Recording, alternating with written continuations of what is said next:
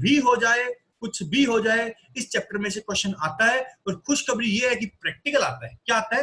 Practical आता है।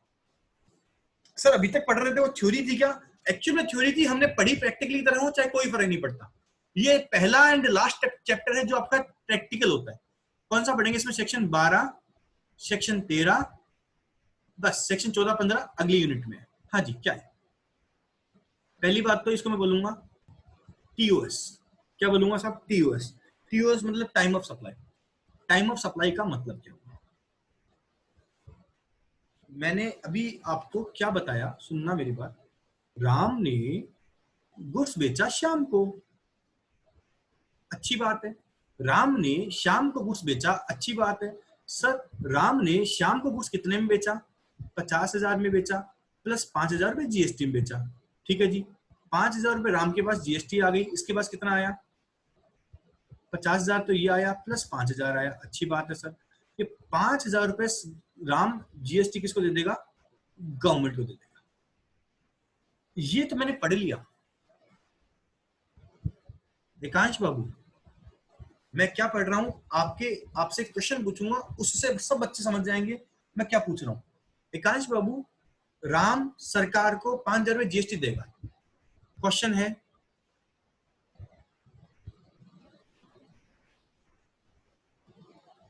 कब? क्या क्वेश्चन पूछा एकांश मैंने? कि ये जो टैक्स राम देगा वो कब देगा? Exact, it is called time of supply.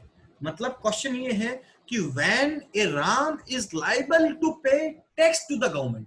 ये लाइन समझ में आनी चाहिए। हम बोलते हैं साहब सप्लायर टैक्स पे करेगा। अरे तो साहब महीने में 30 दिन आते हैं, साल में 365 आते हैं, कब देगा सरकार को टैक्स? कब लाइबल होगा राम सरकार को टैक्स पे करने के लिए? कब लाइबल होगा? सुनना मेरी बात। अभी भी मैं थोड़ा सा और चेंज कर रहा हूं मेरी लैंग्वेज में। सरकार को कब टैक्स देगा मैं वो नहीं पढ़ूंगा, मैं पहले पढ़ूंगा साहब सरकार को राम टैक्स देने के लिए लाइबल कब होगा। लाइबल कब होगा? कब राम सरकार को टैक्स देगा, देने के लिए लाइबल होगा। तो एक लाइन में इसका आंसर पता है क्या आता है? एक लाइन में आंसर आता है कि सर जब राम सेल कर देगा शाम को, जब राम सेल कर देगा शाम को, उस वक्त लाइबल हो जाएगा। मैं बोलूंगा हाँ एकदम सही है। सुनना मेरी बात। सर कब टैक्स देगा सरकार को? अरे वो छोड़ो, कब लाइबल होगा? तो सर जिस दिन राम ने माल बेचा शाम को, उस दिन लाइबल हो जाएगा। तो सर लाइबल हो जाएगा और कब देगा में फर्क क्या है? सुनना मेरी बात। एकांश, तुमने रेगुलर स्कीम ले रखी है, मुझे पता है, ठीक है। अब एक बार बताओ, आपने रेगुलर स्कीम ले रखी है तो आप रोज सप्लाई करते हो?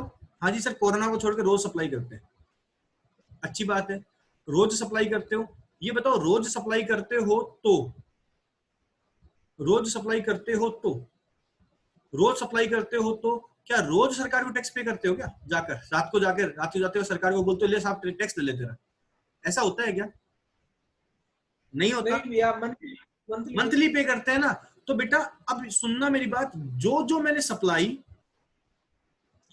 जो जो सप्लाई मैंने जनवरी में करी हो, जो जो सप्लाई मैंने जनवरी में करी हो, उसका मैं टैक्स पे करता हूं। टैक्स पे करता हूं कब करता हूं? फरवरी में। जो सप्लाई मैंने फरवरी में करी हो, उसका टैक्स पे करता हूं मैं मार्च में। ऐसा होता है। तो साहब मैं जिस महीने में टैक्स पे करने के लिए लाइबल होता हूं, उससे अगले महीने में टैक्स पे करता हूं। क्या वर्ड पढ़े? सुनना फिर से। जब मैं टैक्स पे करने के लिए लाइबल होता हूं, उससे अगले महीने में सरकार को टैक्स देता हूं। सर फिर समझाओ। आप ऐसा ही बोल दो ना, जिस साल माल बेचो उससे अगले महीने टैक्स पे करो। बेटा ये बात 100% सही नहीं होती, 100% सही नहीं होती। इसीलिए मैं क्या बोल रहा हूं कि साहब मैं कब लायबल होऊंगा सरकार को टैक्स पे करने के लिए? मैं जिस वक्त सरकार को टैक्स पे करने के लिए लायबल होऊंगा, उसे क्या वर्ड बोलते हैं? उसे बोलते हैं टीओएस। क्या बोलते हैं साहब? टीओएस, टाइम ऑफ सप्लाई बोलते हैं। और जब मैं लायबल होऊंगा सरकार को टैक्स पे करने के लिए, उसके अगले महीने में मैं सरकार को टैक्स पे करूंगा।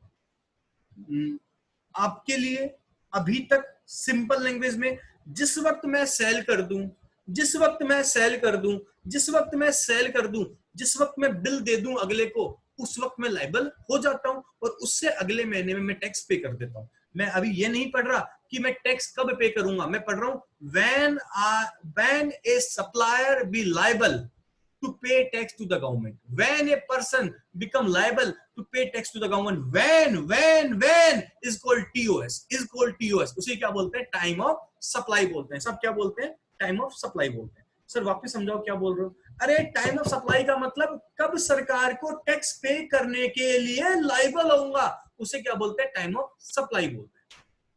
सर वापस समझाओ। अरे टाइम ऑफ सप्लाई का मतलब जनवरी का टैक्स फरवरी में, तो जनवरी में किसको मैं सप्लाई मानू, सप्लाई जनवरी में किसको मानू, किसको मैं सप्लाई मानू, वो मैं पढ़ूंगा इस चैप्टर के अंदर सेक्शन 12 एंड सेक्शन 13 में। सेक्शन 12 एंड 13 में पढ़ूंगा कि किसको मैं सप्लाई मानू, किसको मैं सप्लाई न मानू। ठीक है जी। अच्छा सर सेक्शन 12 एंड 13 क्यों बोल रहे हो, सेक्शन 12 एंड 13 इसलिए बोल रहा हूं, सेक्शन 12 एंड 13 इसलिए बोल रहा हूं क्योंकि जो गुड्स की सप्लाई के लिए टाइम ऑफ सप्लाई निकालते हैं वो सेक्शन 12 के हिसाब से आता है, और जो सर्विसेज के लिए आता है वो सेक्शन 13 आता है। ठीक है जी। तो अब मैं थोड़ा थोड़ा लिखूंगा, मैंने वीडियो इसलिए बंद कर दिया ताकि आपको और अच्छा क्लियर सुन सके मेरी आवाज। चलो जी करें स्टार्ट। हाँ जी, तो मैं डायग्राम्स बनाऊंगा कुछ थोड़े थोड़े, तो उनको समझना। हाँ जी, आइए मेरे साथ कॉपी सब ले लेंगे साथ में। ऊपर टाइम ऑफ सप्लाई लिख दिया, यूनिट नंबर 1। हाँ जी, मैं टाइम ऑफ सप्लाई मतलब टीओएस लिखो, मीनिंग पहले।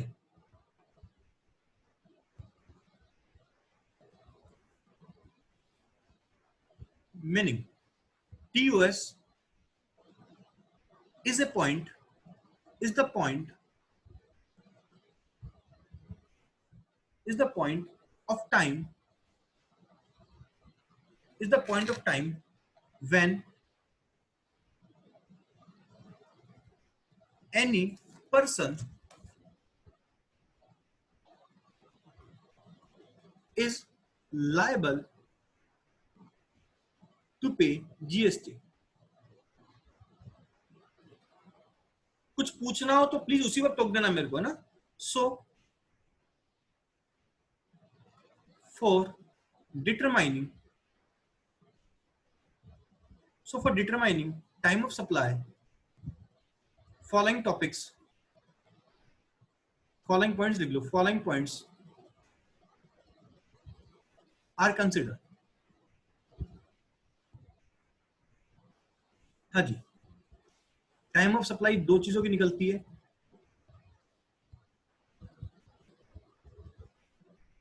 पहला किसका निकलता है, सप्लाई ऑफ गुड्स का। सप्लाई ऑफ गुड्स की अलग निकलेगी, ये आएगी सेक्शन 12 में, और ये आएगी एक पेज पूरा चाहिएगा भी मेरे को ना, ये आएगी supply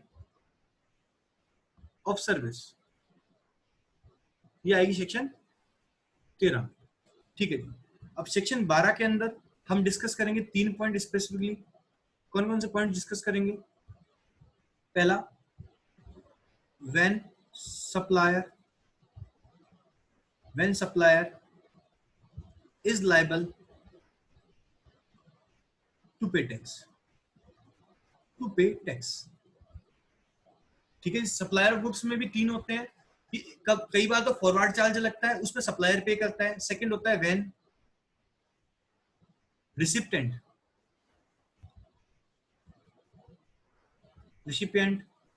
is liable to pay tax under reverse charge. अब मुझे रिवर्स चार्ज का मतलब पता है, कुछ समझ में नहीं है तो बोल देना अभी। और तीसरा है supply of voucher, VOUCHER, voucher. ठीक है जी। सेक्शन 13 में भी हम 3 पॉइंट पढ़ेंगे। कौन कौन से पढ़ेंगे, सेम पढ़ेंगे। हाँ जी सर, सेम के सेम पढ़ेंगे, जगह नहीं हो तो इसको थोड़ा नीचे खींच लेना। ठीक है, व्हेन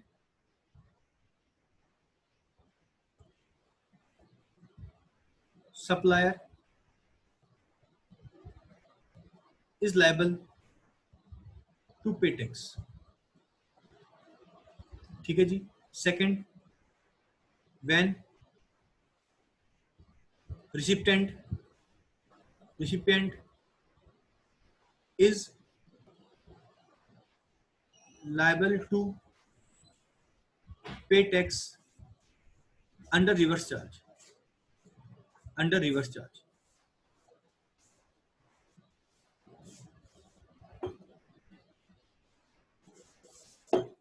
आज तो सिकंजी बन गया ये, क्या बात है। हाँ जी। Next, supply of voucher.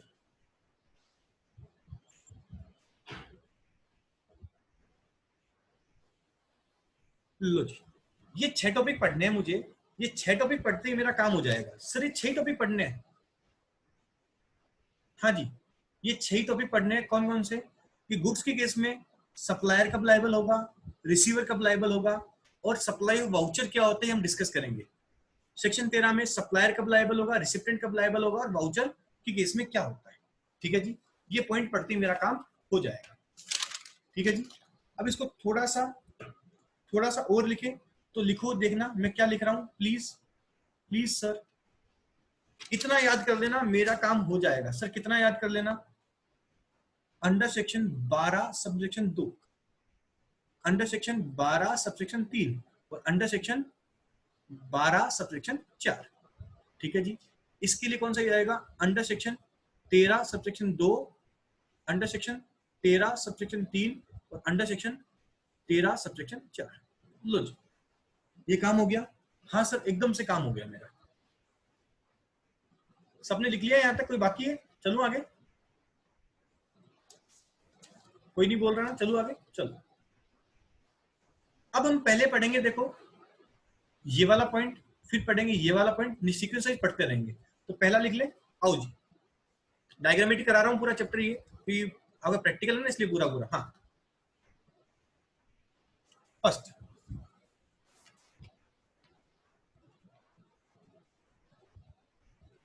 लिख लो, when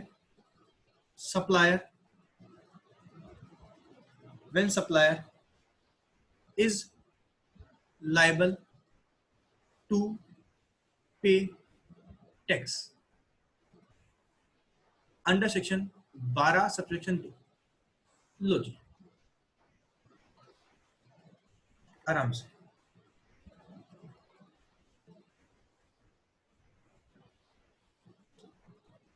रुक जाना बस यहां पे करके।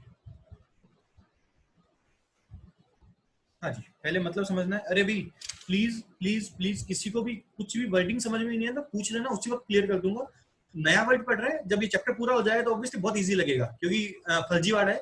लेकिन टीओएस का मतलब नहीं समझ में आया तो पूछना, इसका मतलब मैं आपको 10 बार बताऊंगा। हाँ जी, प्लीज।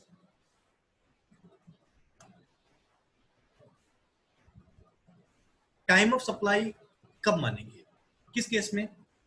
मेरे होलसेल की शॉप है और हिमांशु के रिटेल की शॉप है। हिमांशु मेरी दुकान पे आता है कपड़ा खरीदने। ठीक है जी। अब हिमांशु, सुनना मेरी बात एंड रिप्लाई भी करना प्लीज। आप मेरी दुकान पे आए, आपने कपड़ा छांट लिया मतलब आपको जो जो चाहिए था वो सेलेक्ट कर लिया आपने। अब ये बताओ कि आपने उसे परचेज कर लिया, मैंने सेल कर दिया, मैं टाइम ऑफ सप्लाई किसे मानूं? ऑप्शन दो, पहला जिस वक्त मैं बिल बना दूं उसी वक्त को टाइम ऑफ सप्लाई मान लूं, या जिस वक्त आपके पास गुड्स पहुंचाऊं उसको टाइम ऑफ सप्लाई मान लूं।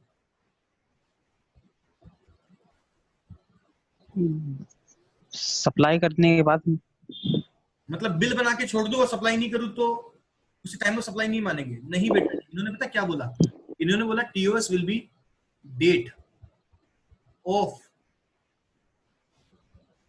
Issue of invoice. खत्म। Date of issue of invoice, खत्म बात। क्या लिखा मैंने? टाइम ऑफ सप्लाई किसे मानेंगे? Date of issue of invoice को। सर किसे मानेंगे? Date of issue of invoice को। बात ही खत्म होगी। मतलब अब मैं जिस वक्त बिल इश्यू किया जाएगा उसी वक्त को हम क्या मान लेंगे? टाइम ऑफ सप्लाई मान जाएंगे। मतलब जिस वक्त हिमांशु ने बिल बना दिया ना, उस वक्त मैं क्या हो जाऊंगा? सरकार को टैक्स पे करने के लिए लायबल हो जाऊंगा। हाँ जी हिमांशु, सरकार ये चाहती है कि उसे टैक्स जल्दी से जल्दी मिले, या सरकार ये चाहती है अपना ही टैक्स आता रहेगा आराम से? जल्दी से जल्दी मिले। जल्दी जाएगी। ठीक है जी। हिमांशु तू मेरा जानकार है, पक्का जानकार है। मैं तेरे को बोलता हूँ यार, हिमांशु मेरे को पता है क्या बोलता है, साहब एक काम करो, आप मेरे को गुड सप्लाई करते हैं ना, आप मेरे को गुड सप्लाई करते हैं ना, और बिल है ना एक काम करना साल के एंड में एक साथ बना देना। सरकार फंस गई। देख सरकार फंस गई, हिमांशु नहीं फंसी क्या? फिर सुनना क्वेश्चन दो। हर चीज प्रैक्टिकली लेने में बहुत मजा आएगा जीएसटी के अंदर, क्योंकि हर एक एक्ट का तोड़ निकलता है और तोड़ के बाद उस तोड़ को निकालने के लिए एक्ट में अमेंडमेंट होता है। ठीक है ना? हुआ क्या, इतना प्रोविजन बन गया कि टाइम ऑफ सप्लाई किसे मानेंगे, जिस वक्त बिल इश्यू करेंगे। तो हिमांशु ने मुझे क्या बोला कि यार नितिन भाई साहब एक काम करो, आप गुड्स तो भेज दो, कोई टेंशन की बात नहीं है, मैं पेमेंट भी कर दूंगा, आप एक काम करना बिल है ना कब बना देना, सारा का सारा एक साल के बाद बना देना। ठीक है? एकांत सुन रहा था, एकांत बोल रहा था भाई साहब बिल बनाने की जरूरत ही क्या है, बिल बनाओ ही मत, बिल बनाएंगे नहीं तो जीएसटी लगेगा ही नहीं। ये सरकार तो क्या बोलती है, जिस वक्त बिल इश्यू करो उस वक्त बिल बनाना चाहिए। हिमांशु सरकार की बैंड बज गई ना एक्ट के अंदर। हाँ। तो इन्होंने क्या बोला, date of issue of invoice, और देखना, और मतलब क्या, तो इनवॉइस इश्यू करो उस दिन, या और लास्ट डेट, अभी मत लिखना, last date on which invoice has been issued, invoice has been issued under section 31 subsection 1।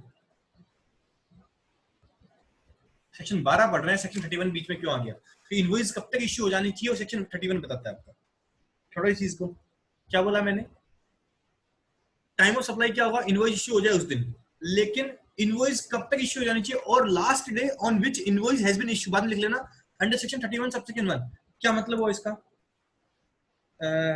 Simply पहली बात सर, इनवॉइस कब तक इश्यू हो जानी चाहिए, सेक्शन 31 सबसेक्शन 31 की डेफिनेशन अभी लिखाऊंगा, आपको डरो मत।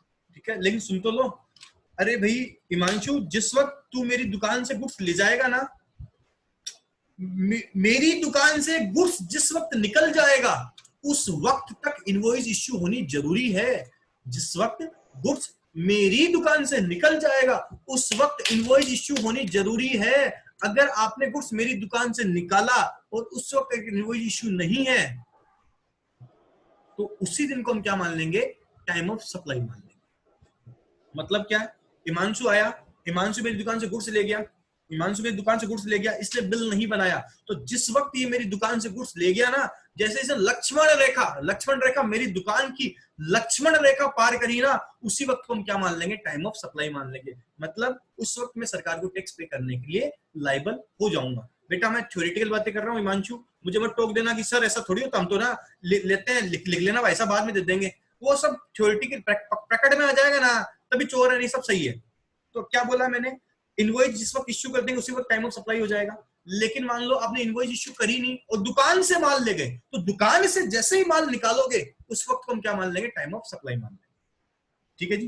हिमांशु सुनना, तूने गुड्स छांट दिया, तूने बोला कि नितिन भाई साहब बिल बना दो, अब मैं कल परसों में ले जाऊंगा, तो सब कल परसों में ले जाऊंगा, बिल तो कब बन गया, 5 को, और माल ले गया 6/5 को, बोल टीओएस क्या माना जाएगा, 5/5 को। बोल सकता हूँ क्या? हाँ सही कर दो इसको।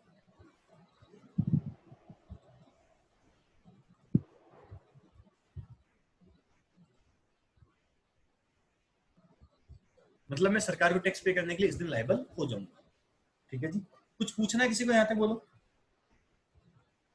जल्दी से कंप्लीट कर लो इसको, जल्दी से कंप्लीट कर लो इसको।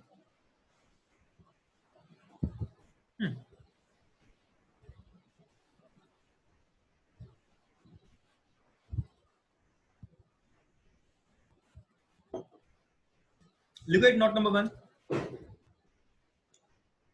As per section 31, subsection 1, of CGST Act, invoice must be issued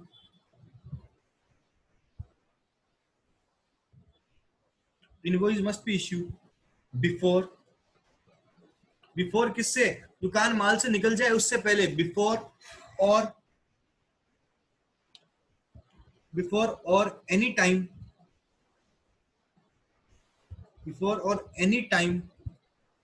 before removal of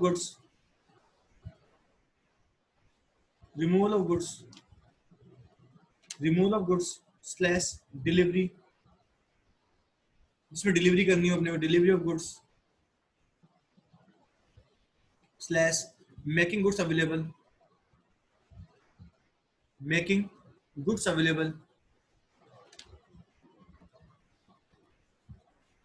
available for recipient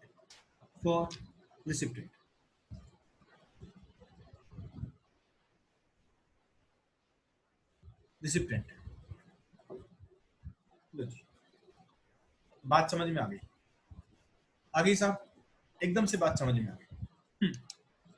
यहां तक किसी को तकलीफ नहीं होनी चाहिए।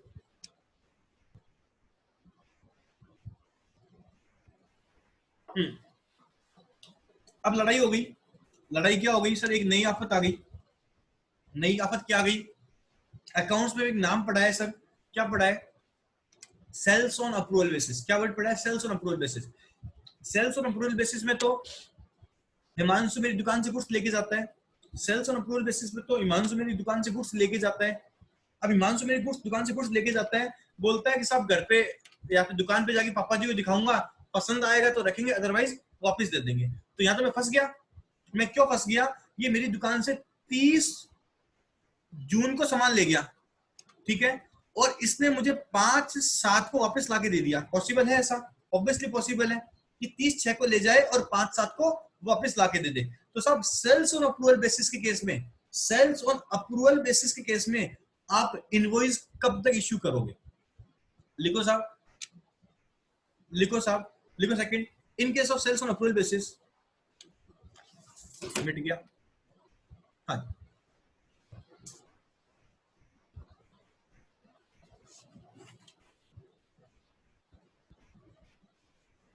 in case of sales on approval basis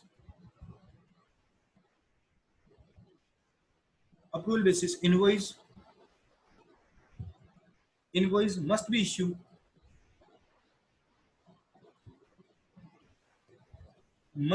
be issued at earlier of the following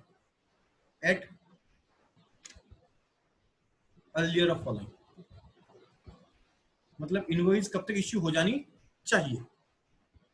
इसको नीचे कर रहा हूं। इनवॉइस कब तक इश्यू हो जानी चाहिए साहब? इनवॉइस इश्यू हो जानी चाहिए, फर्स्ट है invoice is issue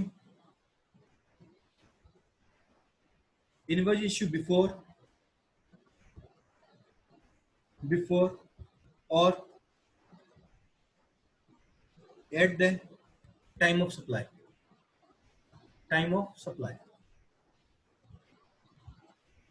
invoice is issued before or at the time of supply. Second, maximum 6 month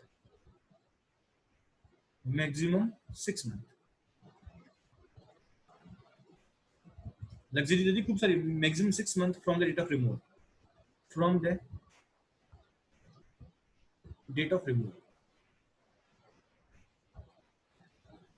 whichever is earlier.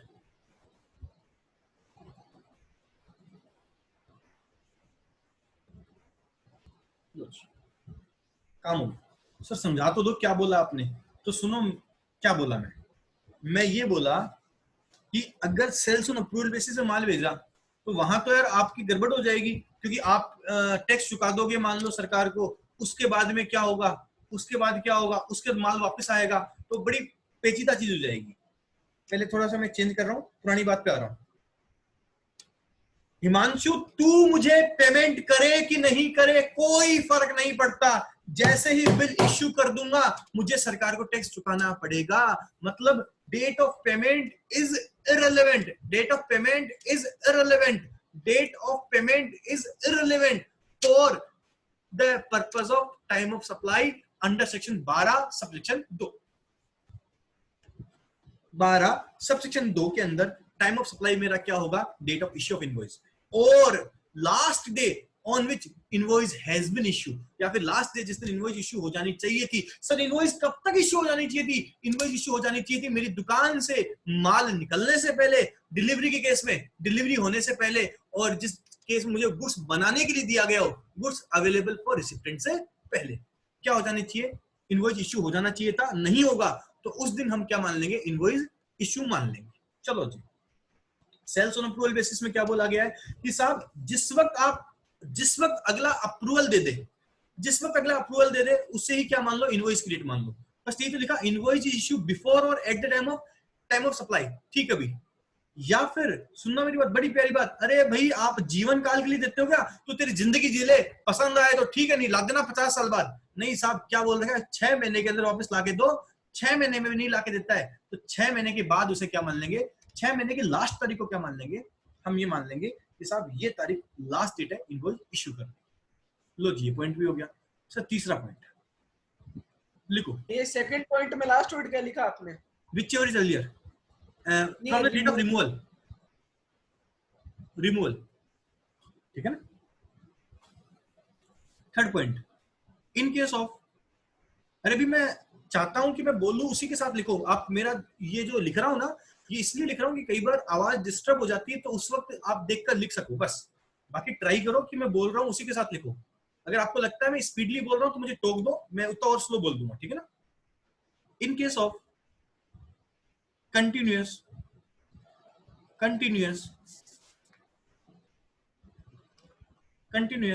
supply of goods,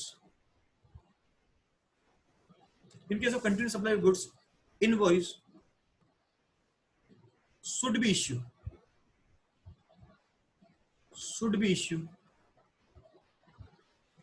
before or at time of issue of periodical statement। नया नाम आ गया देखना,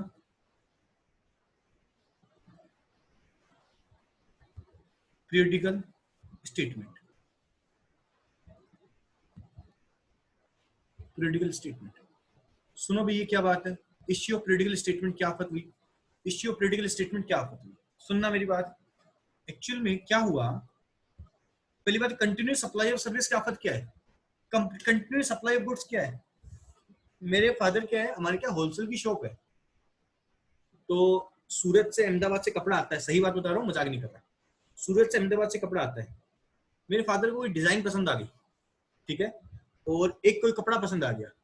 वो बंदा सूरत में कोई बंदा बना रहा था, मेरे फादर ने उनको पता है क्या बोला कि ये जो कपड़ा है ना, ये कपड़ा मेरे को 5000 मीटर चाहिए, ठीक है। उस बंदे ने बोला साहब अभी तो अवेलेबल नहीं है। मेरे फादर ने बोला मुझे अभी चाहिए भी नहीं, आप टुकड़ों में बेचना, भेजना। एक पार्सल में 200 मीटर आता है, मुझे 5000 मीटर चाहिए। कितना चाहिए? 5000 मीटर चाहिए। तो आप लगभग अगले 8-10 महीने तक कंटिन्यू भेजते रहना, हर 3 दिन से एक पार्सल लगा दिया, हर 3 दिन से एक पार्सल लगा देना, अच्छी बात है। तो यहां पर क्या हुआ कि अगला जो बंदा है वो ऑब्वियस है, बिल पॉसिबिलिटी है कि अगला बिल कब बना के दे, अगला बिल बना के दे जब पूरा माल एक साथ सप्लाई कर दे, ठीक है, पूरा माल एक साथ सप्लाई कर दे, ठीक है। लेकिन अच्छा, अगर वो पूरा गुड्स सप्लाई करने से पहले, अगर पूरा गुड्स सप्लाई करने से पहले इनवॉइस इश्यू कर दे तो date of issue of invoice sufficient है। लेकिन अगर मान लो अगला पूरा गुड्स सप्लाई करने से पहले भी इनवॉइस इश्यू नहीं करे, तो एक नाम बोला गया है कि सब अरे भी वो कुछ ना कुछ तो इश्यू करेगा, इनवॉइस इश्यू नहीं करेगा। वो क्या इश्यू करेगा? पीरियोडिकल स्टेटमेंट इश्यू करेगा। अभी पीरियोडिकल स्टेटमेंट क्या बात होती है?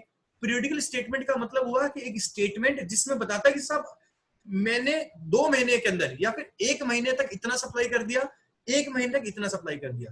तो कंटिन्यू सप्लाई गुड्स का मतलब कि जहां पर एक एग्रीमेंट के तहत जो गुड्स खरीदा जाए वो कंटिन्यू सप्लाई होता रहे कई महीनों तक, उसे कंटिन्यू सप्लाई ऑफ गुड्स बोलते हैं। कंटिन्यू सप्लाई ऑफ गुड्स मतलब कि एक गुड्स, एक एग्रीमेंट के तहत जो गुड्स आते हैं वो कंटिन्यू सप्लाई होता जाए, उसे कंटिन्यू सप्लाई ऑफ गुड्स बोलते हैं। अब उसके अंदर पीरियोडिकल स्टेटमेंट का क्या मतलब हुआ?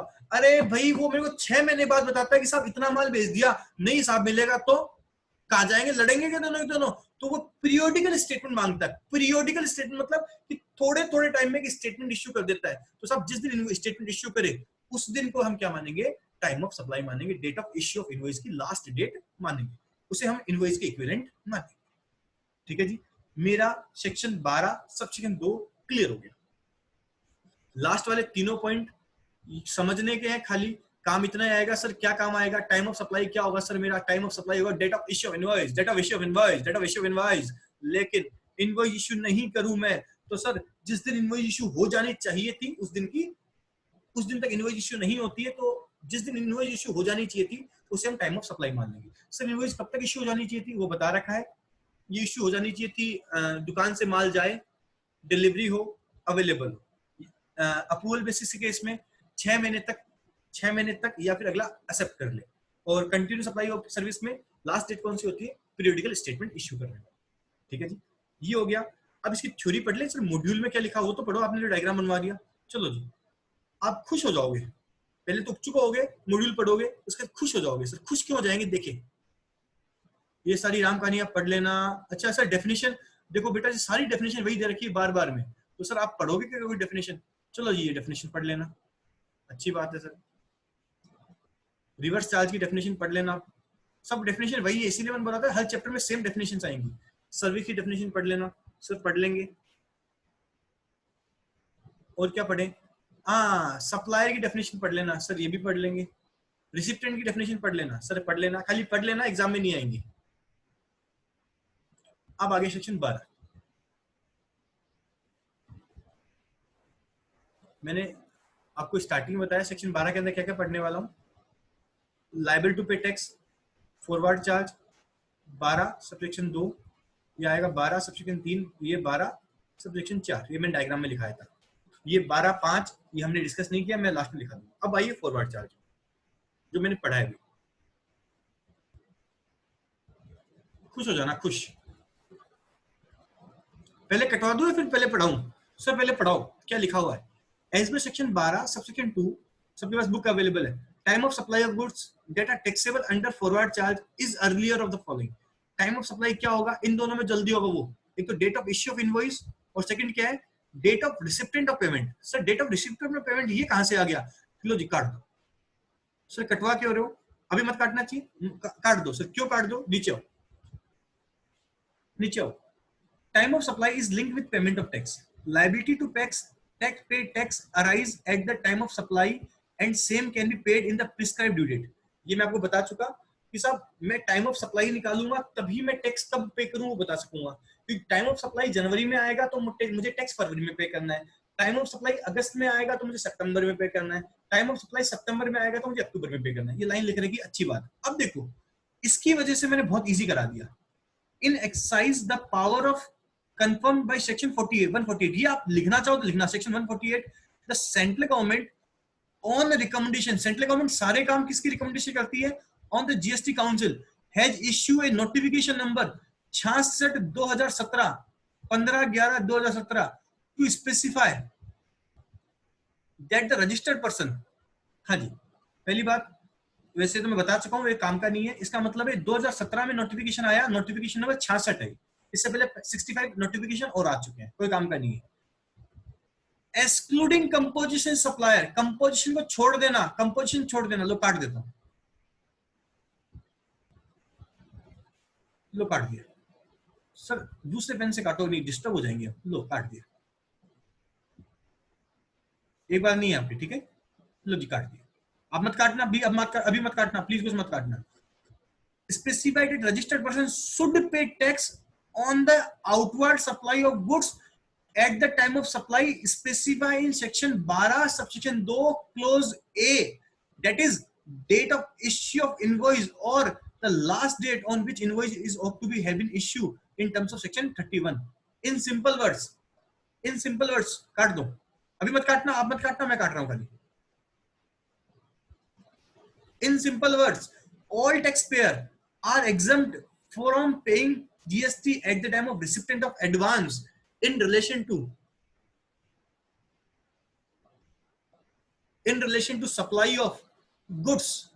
The entire GST shall be payable. The entire GST shall be payable only when the invoice of supply of goods is issued or ought to be issued. क्या मतलब वो पहले एक्चुअल में क्या बोलता था, एक लाइन में बता रहा हूँ खाली जो ऊपर लिख रखा है।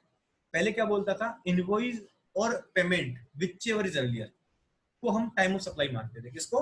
इनवॉइस इश्यू कर दी या पेमेंट रिसीव हो गया, विच एवर इज अर्लियर को हम क्या मानते थे? टाइम ऑफ सप्लाई मानते थे। लेकिन अब ये चेंज हो गया, अब क्या बोलते हैं कि साहब केवल time of supply, time of supply किसको मानो? Date of issue of invoice को, date of issue of invoice को क्या मानो? टाइम ऑफ सप्लाई मानो। चलो अब ये क्या लिख रखा है इसको पढ़ेंगे।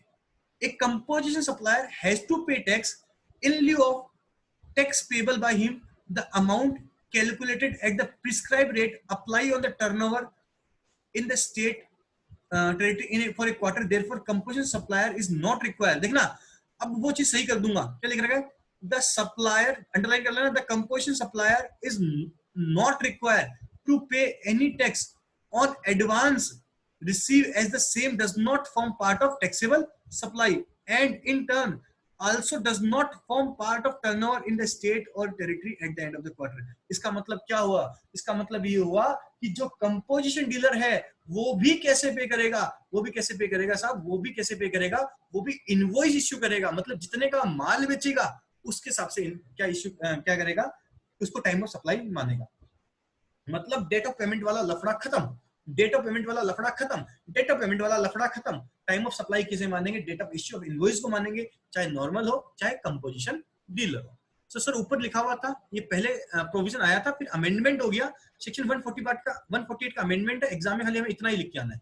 सर कितना लिख के आना है? केवल इतना ही लिख के आना है। ठीक है जी, आइए नीचे।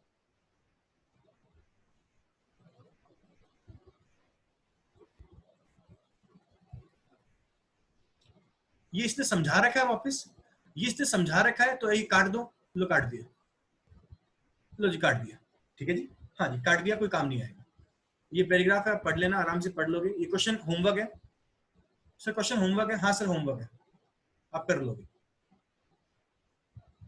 अब देखो वापस वही आ गया, सेक्शन 12 डिस्कस कर रखा है, लेकिन वही बोल रखा है सर इसको काट दो ना, ये अच्छा है ना सर, ये कर लो ना।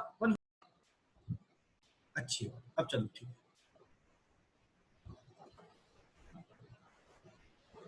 हाँ जी सर ये बकवास है। हाँ सर बकवास है, यही काम का है, यही मोह माया है, यही मोह माया तो नहीं है, यही पुण्य है। चलो जी अच्छी बात।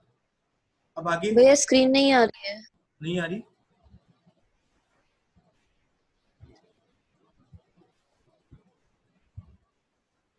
अब आ रही है बेटा? मानसी अब आ रही है? नहीं नहीं, वो बोल रहा है अभी भी कि स्टार्ट करी है आपने शेयरिंग।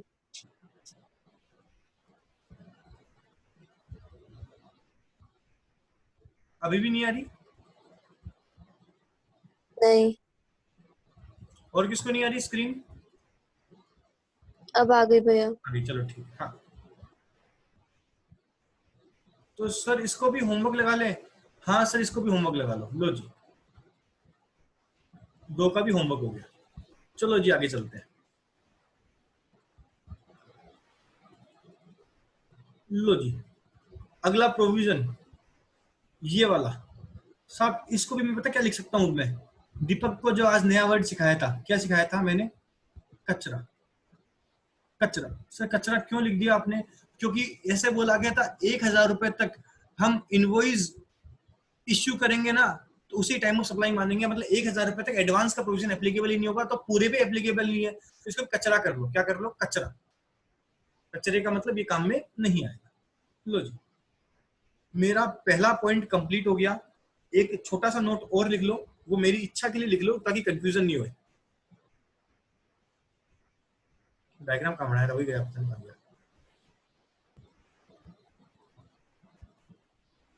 हाँ यार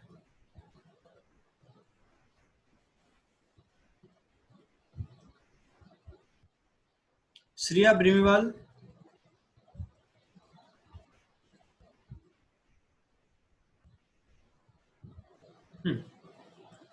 चलो एक नोट लिख लो। क्या नोट लिखा रहा हूँ, स्क्रीन बंद करूंगा, पहले मेरी फोटो बंद कर देता हूँ, रुको, अब सही रहेगा।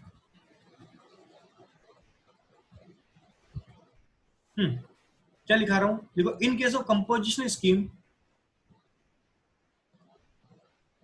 इन case of composition scheme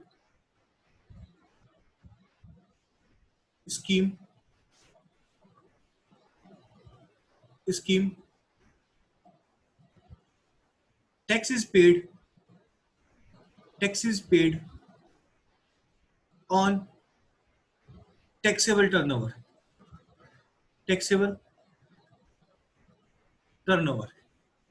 that mean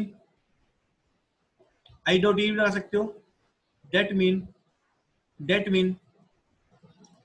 TOS will be date of issue of invoice,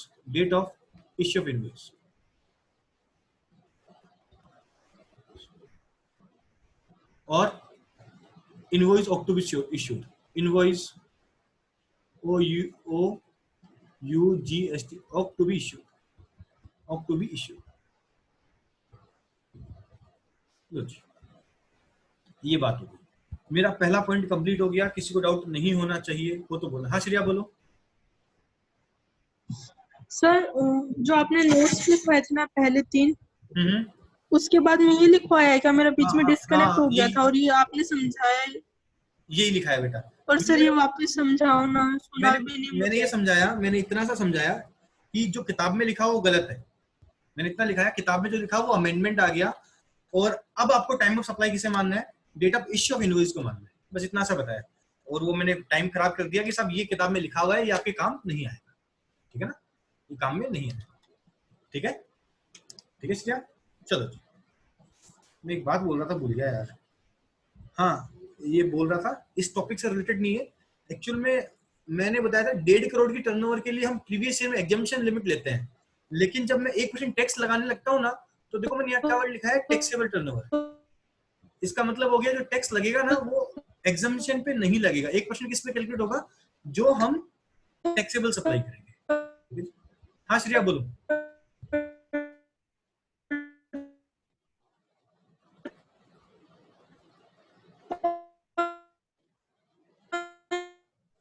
बेटा मुझे चैट कर दो, आप चैट लिख दो श्रेया, आप चैट लिख दो मुझे।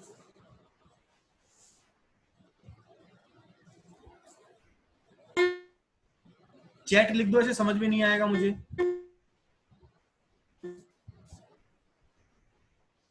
लिखो second,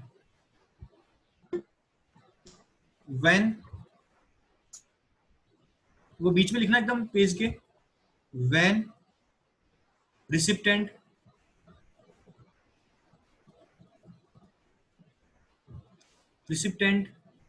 is liable to pay tax under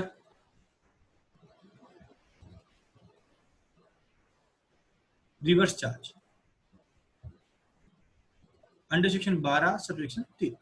लो जी, recipient is liable to pay tax under reverse charge. Recipient कब लायबल होगा, रिवर्स चार्ज पे करने के लिए। रिवर्स चार्ज पे करने के लिए रिसिप्टेंट कब लायबल होगा, आराम से सुनना समझना। पहले तो मैं बात किसकी कर रहा हूं,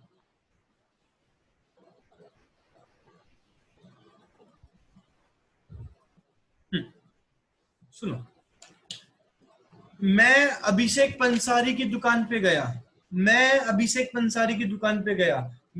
अभिषेक पंसारी की दुकान से गुड्स खरीदा। कितने का फोन खरीदा, 20,000 का फोन खरीदा। उसने मुझसे 2,000 रुपए जीएसटी के मांगे। हालांकि फोन पर फॉरवर्ड चार्ज ही लगता है, लेकिन जस्ट समझाने के लिए मैंने बोला ये ले 20,000 रुपए। उसने बोला 2,000 जीएसटी के भी दे। मैंने बोला चुपचाप बैठा रहे, जीएसटी मैं खुद जमा करा दूंगा। उसे क्या बोलते हैं, रिवर्स चार्ज। मतलब जीएसटी जब रिसीवर सरकार को पे करता है उसे रिवर्स चार्ज बोलते हैं। उस केस में टाइम ऑफ सप्लाई क्या होगा, तो बहुत मजा आने वाला है, सुनना। आप अभी नहीं लिखो तो भी मुझे कोई तकलीफ नहीं है, आप अभी नहीं लिखो तो भी कोई तकलीफ नहीं, मैं टाइम दूंगा, मैं आपको टाइम दूंगा, क्योंकि आपका पेज का मैनेजमेंट बिगड़ सकता है, ठीक है ना। इसलिए टाइम ऑफ सप्लाई किसे मानेंगे? Date on which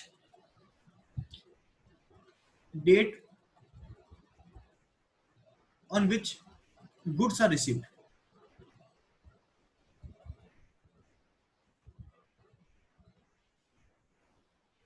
Date on which goods are received. Second, date of payment.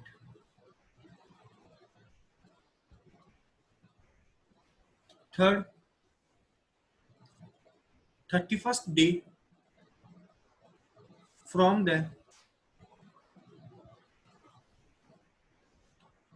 date of invoice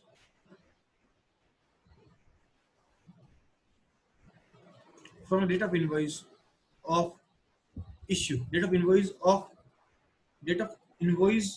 issue of invoice कर दो ना इसको, हाँ, date of issue of invoice कर दो, date of issue of invoice of supplier.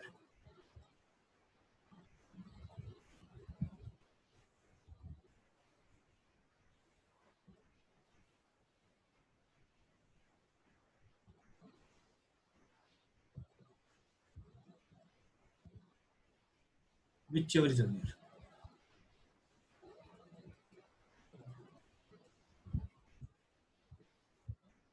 हाँ जी, क्या बोला गया?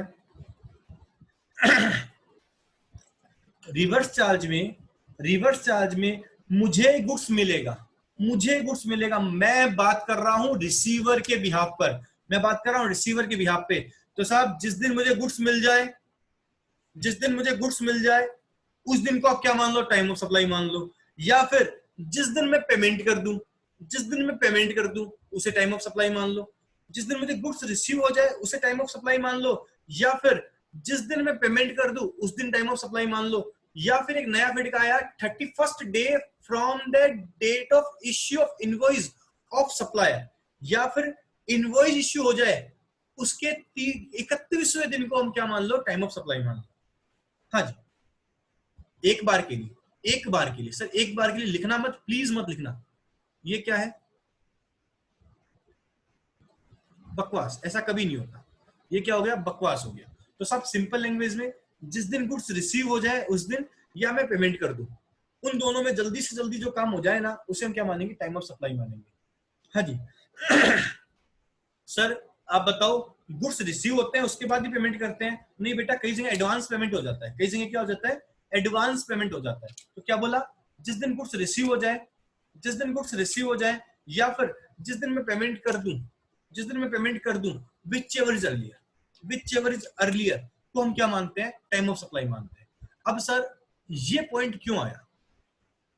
साहब इसका एग्जाम्पल पता नहीं पिछली साल मेरे पास था कि नहीं था, अब इसका एग्जाम्पल मेरे पास है।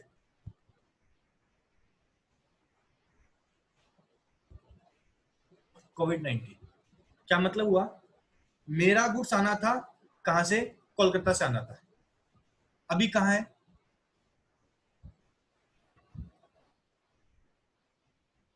लिखना नहीं आता मेरे को, ऑन द वे लिख लो, ऑन द वे, रास्ते में है, ठीक है। पेमेंट अपन ने अभी तक नहीं किया,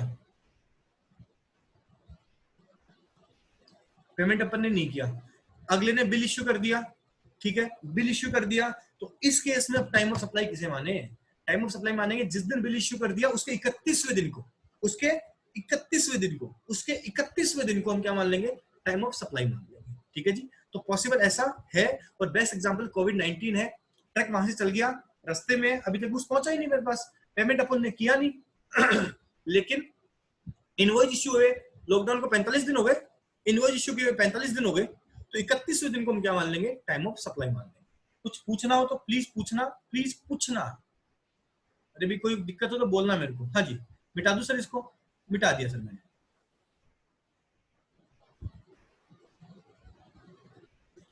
हाँ जी, मिटा दिया इसको मैंने। फिर सुनो मैंने क्या बोला? टाइम ऑफ सप्लाई किसे मानेंगे? टाइम ऑफ सप्लाई मानेंगे जिस दिन गुड्स रिसीव हो जाए, अरे जिस दिन गुड्स रिसीव हो जाए उसे मान लेंगे, या फिर जिस दिन मैं पेमेंट कर दूं उसे। लेकिन सर पेमेंट ही नहीं कर पाया, गुड्स भी रिसीव नहीं हुआ, ओहो ऐसा हो सकता है क्या? सर हो सकता है, ऑब्वियस हो सकता है। कब हो सकता है? कोविड-19 बेस्ट एग्जांपल है। तो उस केस में जिस दिन इनवॉइस इश्यू हो उसके 31वें दिन को हम क्या मान लेंगे? टाइम ऑफ सप्लाई मान लेंगे। व्हिचएवर इज अर्लियर को हम क्या मानेंगे? हमारा टीओएस मान। यहां तक बात क्लियर हो गई? हो गई सर। सर इसके अलावा कुछ और भी है क्या? हाँ सर इसके अलावा कुछ और भी है। सरकार बहुत वहमी है, सरकार बहुत वहमी है, इतनी वहमी है जिसका मैं बता नहीं सकता आपको। क्या लिख रखा इन्होंने इसके बाद? अभी लिखना मत। If it is not possible, if it is not possible to determine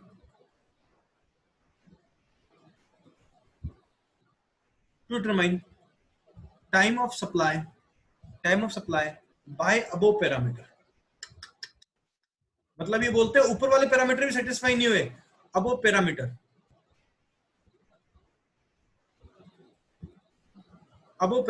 then TOS will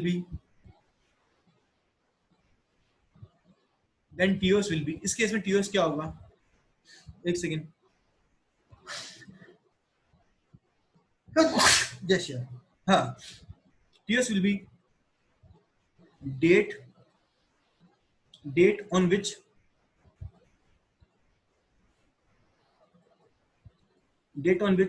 goods are recorded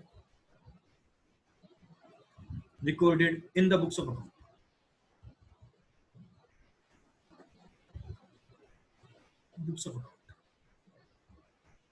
Of recipient of supply.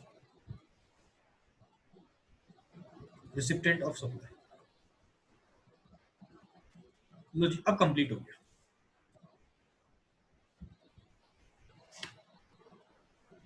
हाँ जी, अब मेरा कंप्लीट हो गया। पढ़ू सर वापस एक बार? सुनो जी क्या बोल रहा था। पहली बात मैंने ये बोली कि साहब टाइम ऑफ सप्लाई क्या होगा?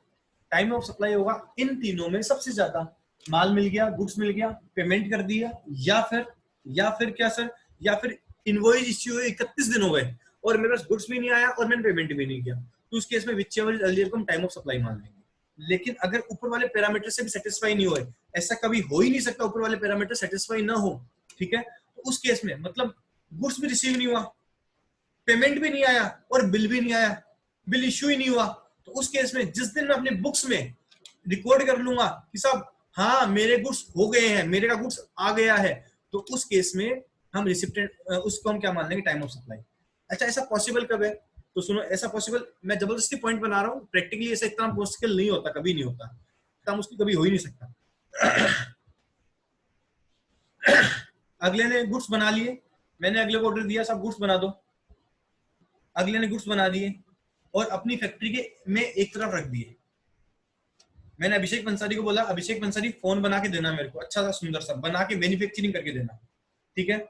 अभिषेक पंसारी ने मैन्युफैक्चरिंग कर दी और अपनी दुकान पे रख दिया, एक तरफ रख दिया साहब, तो साहब गुड्स मेरे को रिसीव नहीं हुआ, पेमेंट मैंने किया नहीं, अगले ने बिल नहीं बनाया, लेकिन उसने फोन कर दिया मेरे को भाई साहब माल तैयार है, मैंने बुक्स में लिख लिया हाँ भी माल मेरा बन गया। उस केस में ऐसा पॉसिबल है लेकिन बहुत कम चांसेस। अब लिख लीजिए इसको, कंप्लीट कर लीजिए, फिर जो डाउट पूछने वो पूछो, जल्दी से कंप्लीट करो उसको।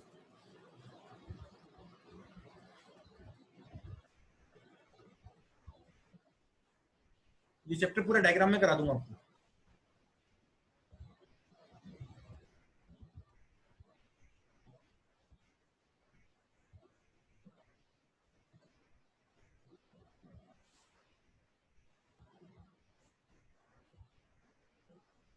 कुछ वर्ड समझ में नहीं है तो पूछना भी प्लीज।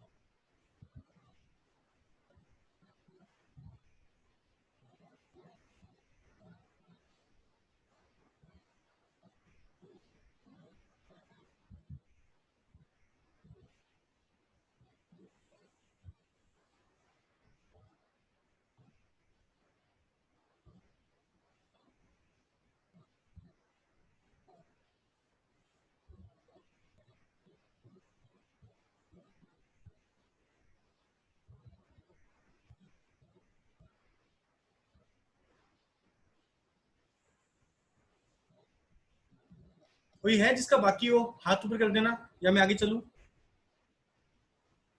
कोई है जिसका बाकी है? ठीक है, करो आराम से, करो करो, ठीक है, करो।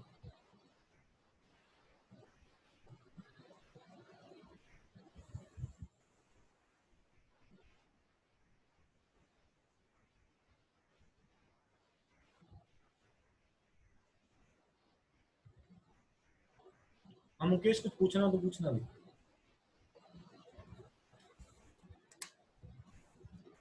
ना सर कुछ हो दूसरा।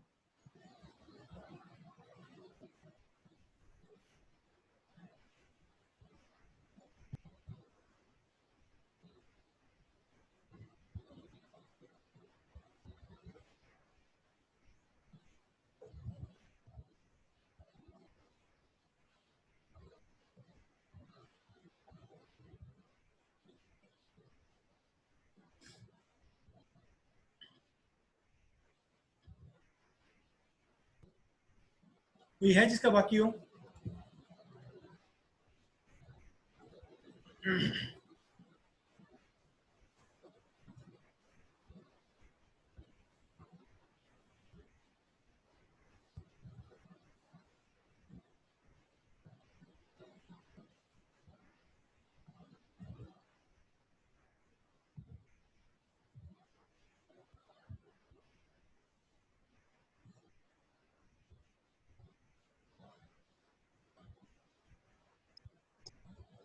हेलो हाँ, भैया, आपने क्या बताया अभी? आपने कहाँ तक सुना था?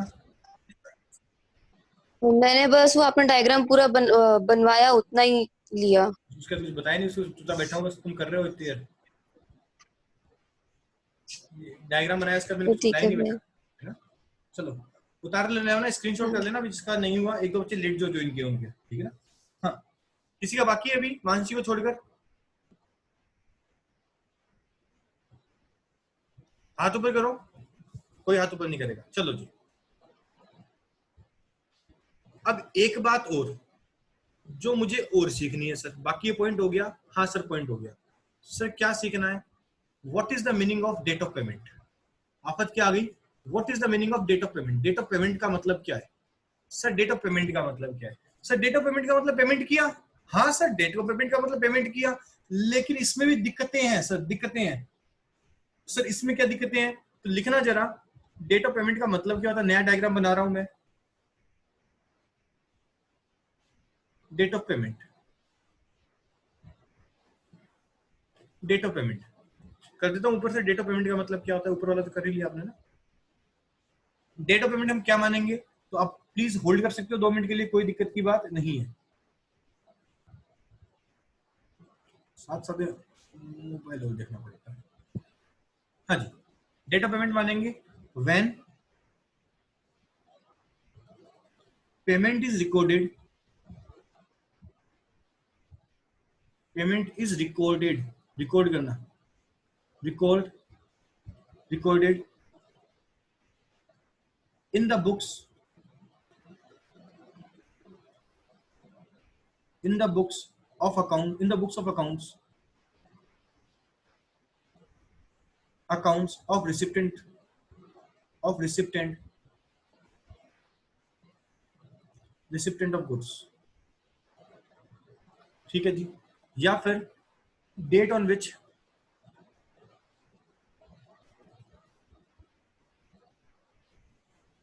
Date on which payment, date on which payment is debited,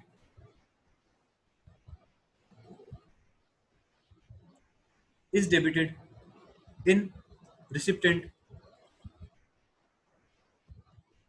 recipient bank account,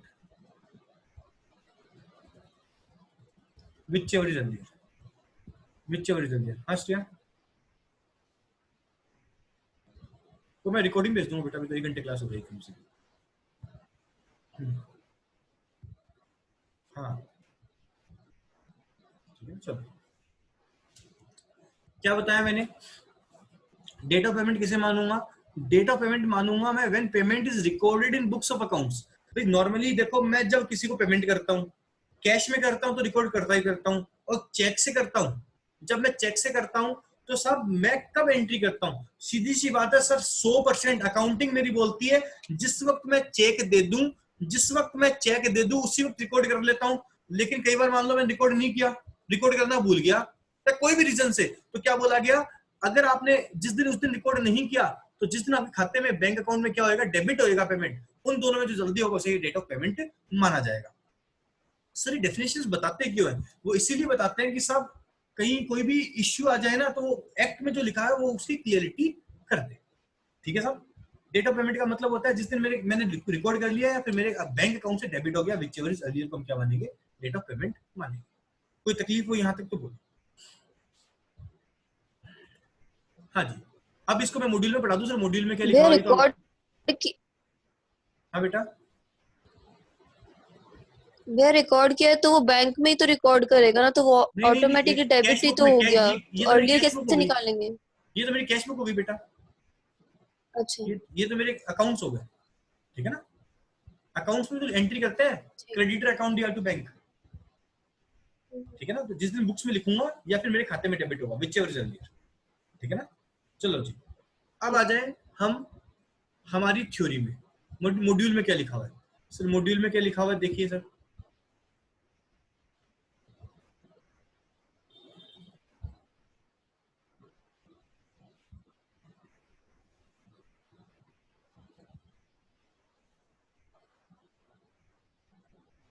low ji,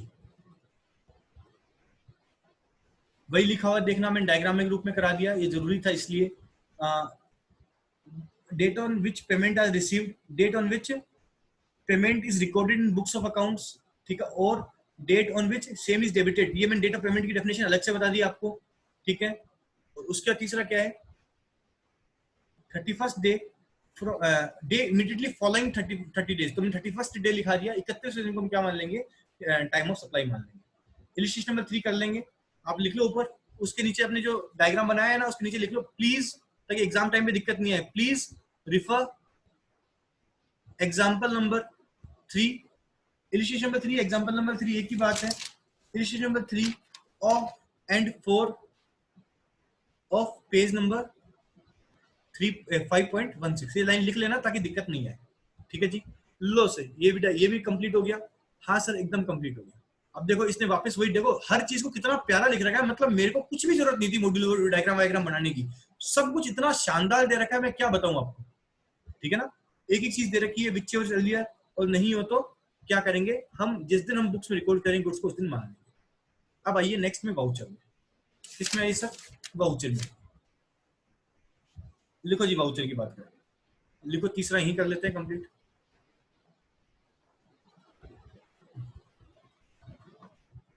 TOS लिखो, TOS in case of voucher,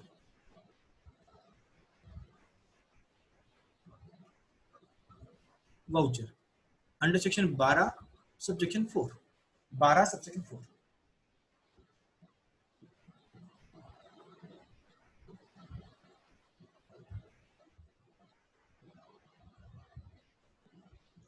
लिखो इसके अंदर, मन बाद में लिख लेना कि कोई दिक्कत नहीं है।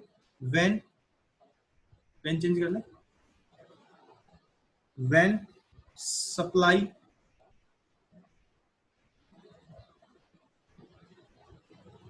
supply is not identified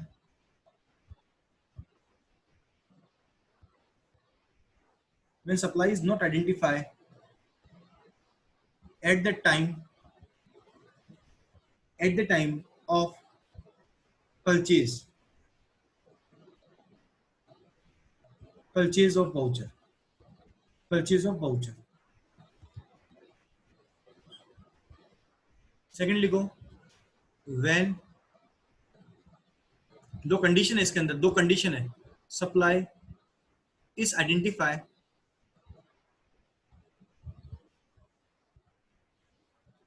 at the time of purchase of voucher.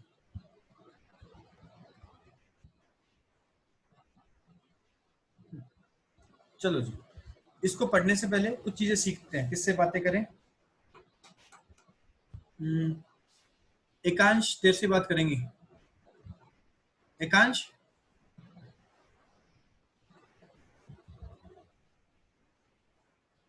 हाँ ना बोल। हाँ बोलो। चलो ठीक है, थोड़ा लाउडली बोलना, सबको सुनना चाहिए। एकांश जयपुर गया है क्या कभी? हाँ भैया। गया है। जयपुर में एक चीज होती है फूड कोर्ट।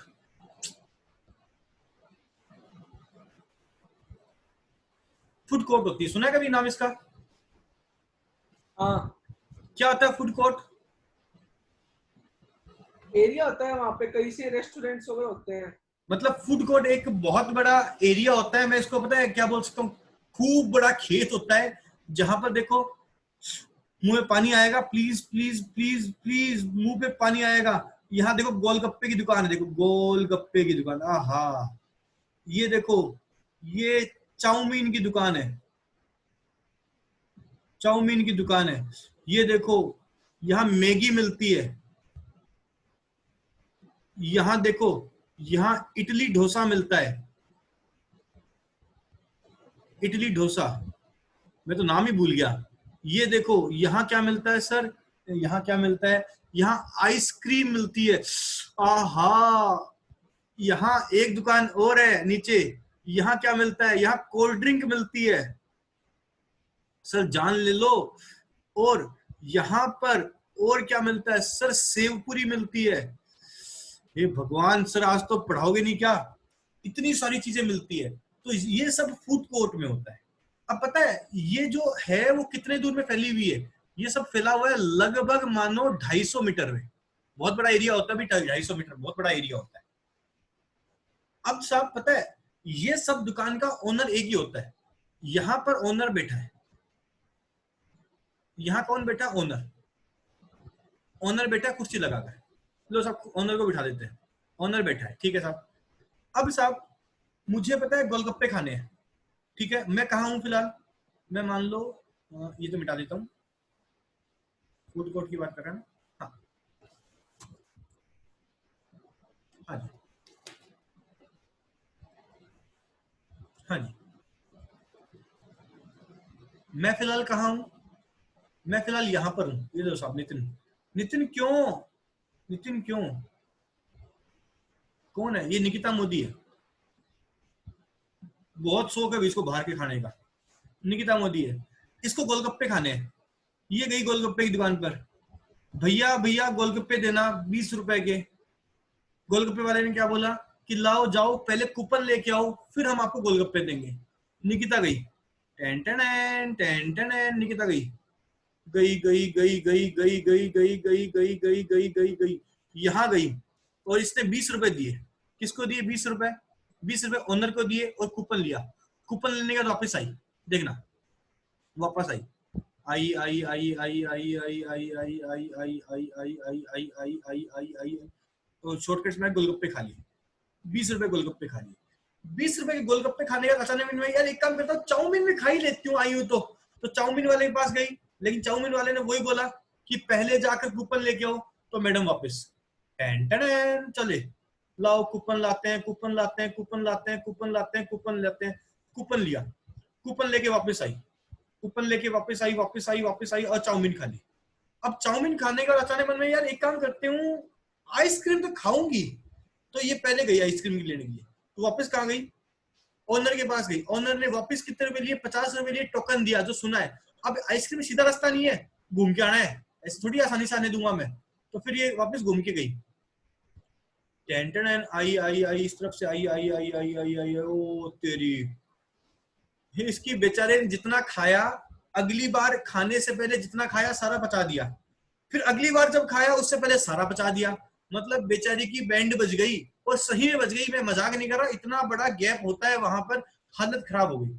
अब ऐसी जगह कौन तो जाएगा, तो इन्होंने एक नियम निकाला, सही में ये मैं मजाक नहीं कर रहा, सही बात बता रहा हूँ। इन्होंने क्या नियम निकाला, इसने एक एटीएम की तरह, ओनर ने एक एटीएम की तरह एक कार्ड दे दिया किसको? निकिता को, और उसमें रिचार्ज कर दिया। कितने का रिचार्ज? मतलब उतने रुपए डाल दिए। कितने रुपए डाल दिए साहब? 500 रुपए डाल दिए, और 500 रुपए ले लिए।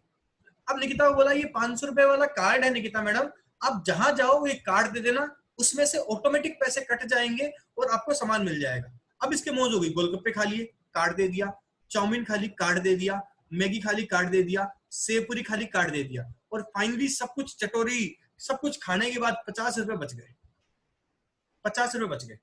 अब ये 50 रुपए निकिता ने बोला अपने तो रोज का काम है, अपन तो रोज ही खाते हैं, तो एक काम करते हैं कार्ड घर पे लेके चले जाते हैं। लेके चली गई साहब। अब मैं जो बोल रहा हूं वो कान खोल के सुनना। गोलगप्पे पे जीएसटी लगता है मान लो 18%। अच्छा पहले तो एकांश, जो मैंने कहानी बताई वो सही बताई या झूठ बोल रहा हूं मैं? हाँ सही है भैया। ऐसा ही होता है। निकिता कभी गए हो फूड कोर्ट में?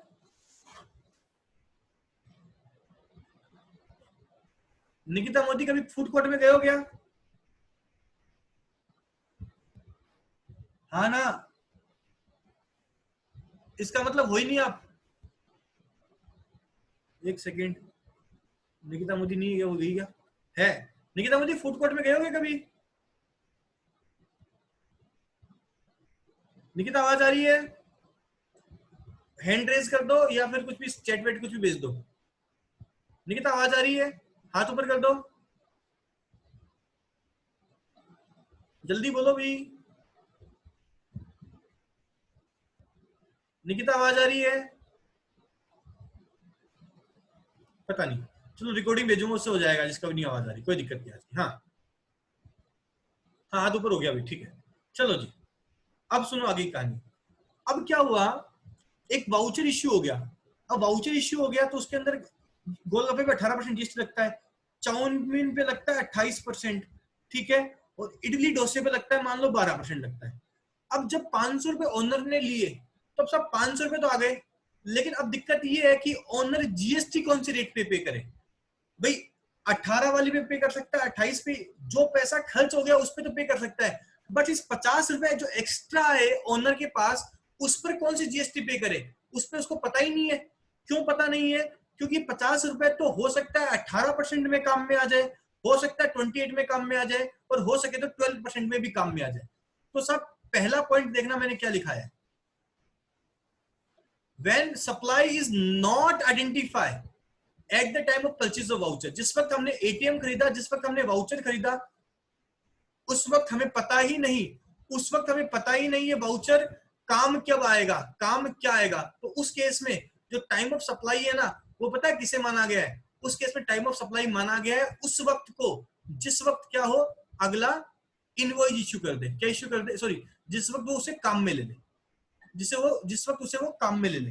क्या बोला? जिस वक्त उसे काम में ले ले। तो इसको कंप्लीट करेंगे अपन, उसके बाद आगे चलेंगे। क्या बोलना चाहता हूं देखना। इस केस में टीओएस विल बी, इस केस में टीओएस क्या होगा? इस केस में टीओएस होगा date of redemption of voucher.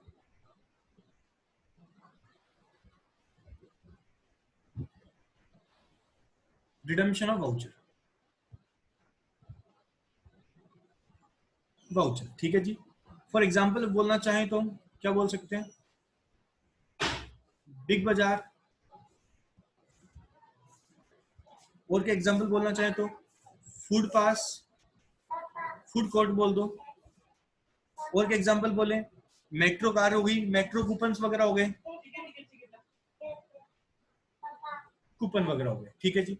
अब नेक्स्ट है कि अगर हमें पता हो जिस वक्त हमने वाउचर खरीदा है कि हम इससे क्या खरीदेंगे। जैसे कि मान लो मैं किसी दुकान पे गया, कपड़े की दुकान पे गया, अब कपड़े की दुकान ने मुझे वाउचर दिया कि साहब इससे आप कोई भी 2000 का शर्ट या पैंट खरीद सकते हो, और दोनों पे जीएसटी 5% लगती है। ये 2000 से केवल आप पैंट शर्ट खरीदोगे, उसके अलावा कुछ भी नहीं खरीदोगे। मतलब मुझे पता है कि वाउचर क्या काम आएगा। तो उस केस में टीओएस कब मान लेंगे? Date of issue of invoice, issue of invoice. Date of issue of invoice को क्या मान लेंगे हम? मान लेंगे फॉर एग्जाम्पल, कंप्लीट कर लो अभी, for example shirt voucher, complete कर लो जल्दी से, शर्ट वाउचर लो जी, इसको कंप्लीट कर लो। इसको कंप्लीट करने के बाद 8:15 हुई है, हम 8:30 मिलेंगे, इस टॉपिक को कंप्लीट करेंगे आज जीएसटी में, इस टॉपिक को कंप्लीट करेंगे, फिर कुछ और देखेंगे। ये कंप्लीट कर लो, ये कंप्लीट हो जाए तो अपन 8:30 मिलेंगे, ठीक है ना। ये कंप्लीट कर लो, स्क्रीनशॉट ले लो जाने से पहले, ये जाए उससे पहले स्क्रीनशॉट ले लो, ठीक है ना। अपन 8:30 मिलेंगे वापस। कंप्लीट कर लो इसको, कुछ समझ में नहीं आया तो पूछो। लास्ट वाला मेट्रो कूपन है, मेट्रो कूपन है,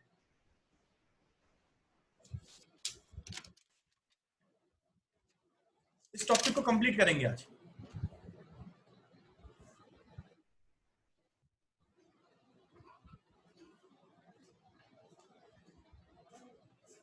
ये सो जाएगा। चले आज इस दिन में सोया हुआ नहीं ना करता।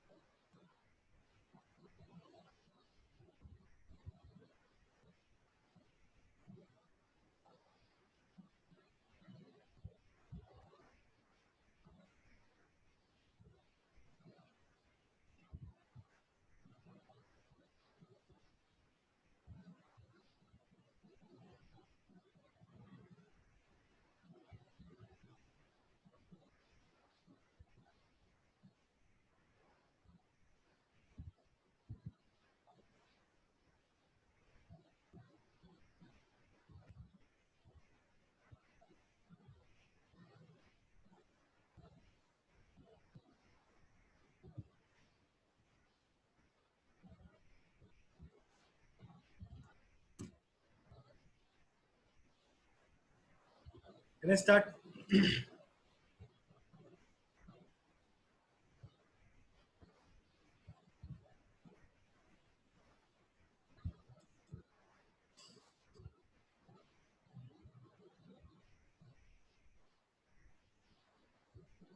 किसकी बात कर रहे थे? वाउचर की बात कर रहे थे सर। किसकी बात कर रहे थे? वाउचर की। वाउचर क्या आफत हुई? वाउचर का मतलब आप बोले मुझे गुड्स खरीदना है, मैं फ्यूचर में खरीदूंगा, उसके लिए मैंने वाउचर खरीद लिया। वाउचर का क्या मतलब हुआ सर? वाउचर का मतलब आपने एक कोई भी एक बोलते हैं ना, जिसको स्लिप बोलते हैं, कुछ भी खरीद लिया जिसमें ये लिखा हुआ है कि आप इससे ये चीज खरीद सकते हो। तो साहब अगर वाउचर से आप क्या खरीदोगे वो पता है तो टीओएस किसे मानेंगे? जिस दिन आपने वाउचर खरीदा है, जिस दिन आपने वाउचर खरीदा है। ठीक है जी। लो साहब, date of issue of invoice. लेकिन अगर आपको यही नहीं पता कि इस वाउचर से खरीदोगे क्या, उस केस में क्या मान लोगे आप? थोड़ा चेंज कर दो, date of issue of invoice के वाउचर कर दो ना, सही रहेगा। वाउचर कर देना, सही कर देना, इसको वाउचर कर देना। ठीक है जी। उसके अलावा आप क्या मानोगे साहब? उसके अलावा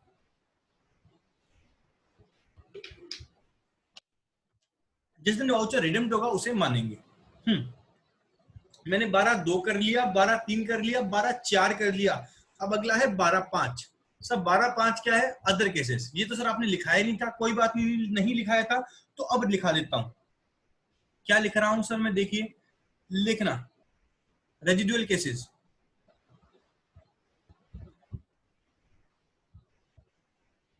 रेजिडुअल केसेस मतलब अदर केसेस कि जो ऊपर कवर नहीं होते और गुड्स में आते हैं। तो सब ऐसे किस में आता है, अंडर सेक्शन 12 सबसेक्शन 5 में आ जाएंगे। हाँ जी, तो इसके अंदर भी 2 हैं भाई, और कोई भी मोस्टली तो सारे कवर हो जाते हैं, फिर भी बाय द वे कवर ना हो तो, बाय द वे कवर ना हो तो ऐसा बहुत कम पॉसिबल है, लेकिन फिर भी बाय द वे कवर ना हो तो व्हेन पीरियोडिक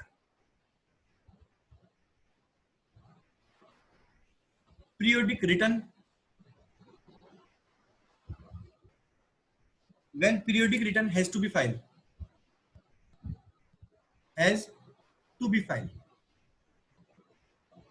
ठीक है। और सेकंड है when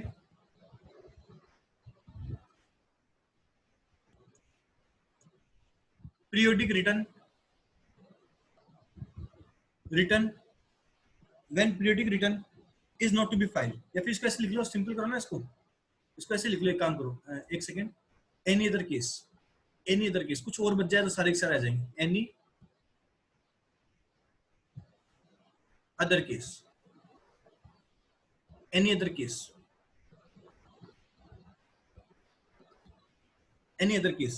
इस केस में क्या होगा, मैं लिख देता हूं फिर समझा दूंगा। TOS विल बी, TOS क्या होगा, date on which return is required to be filed।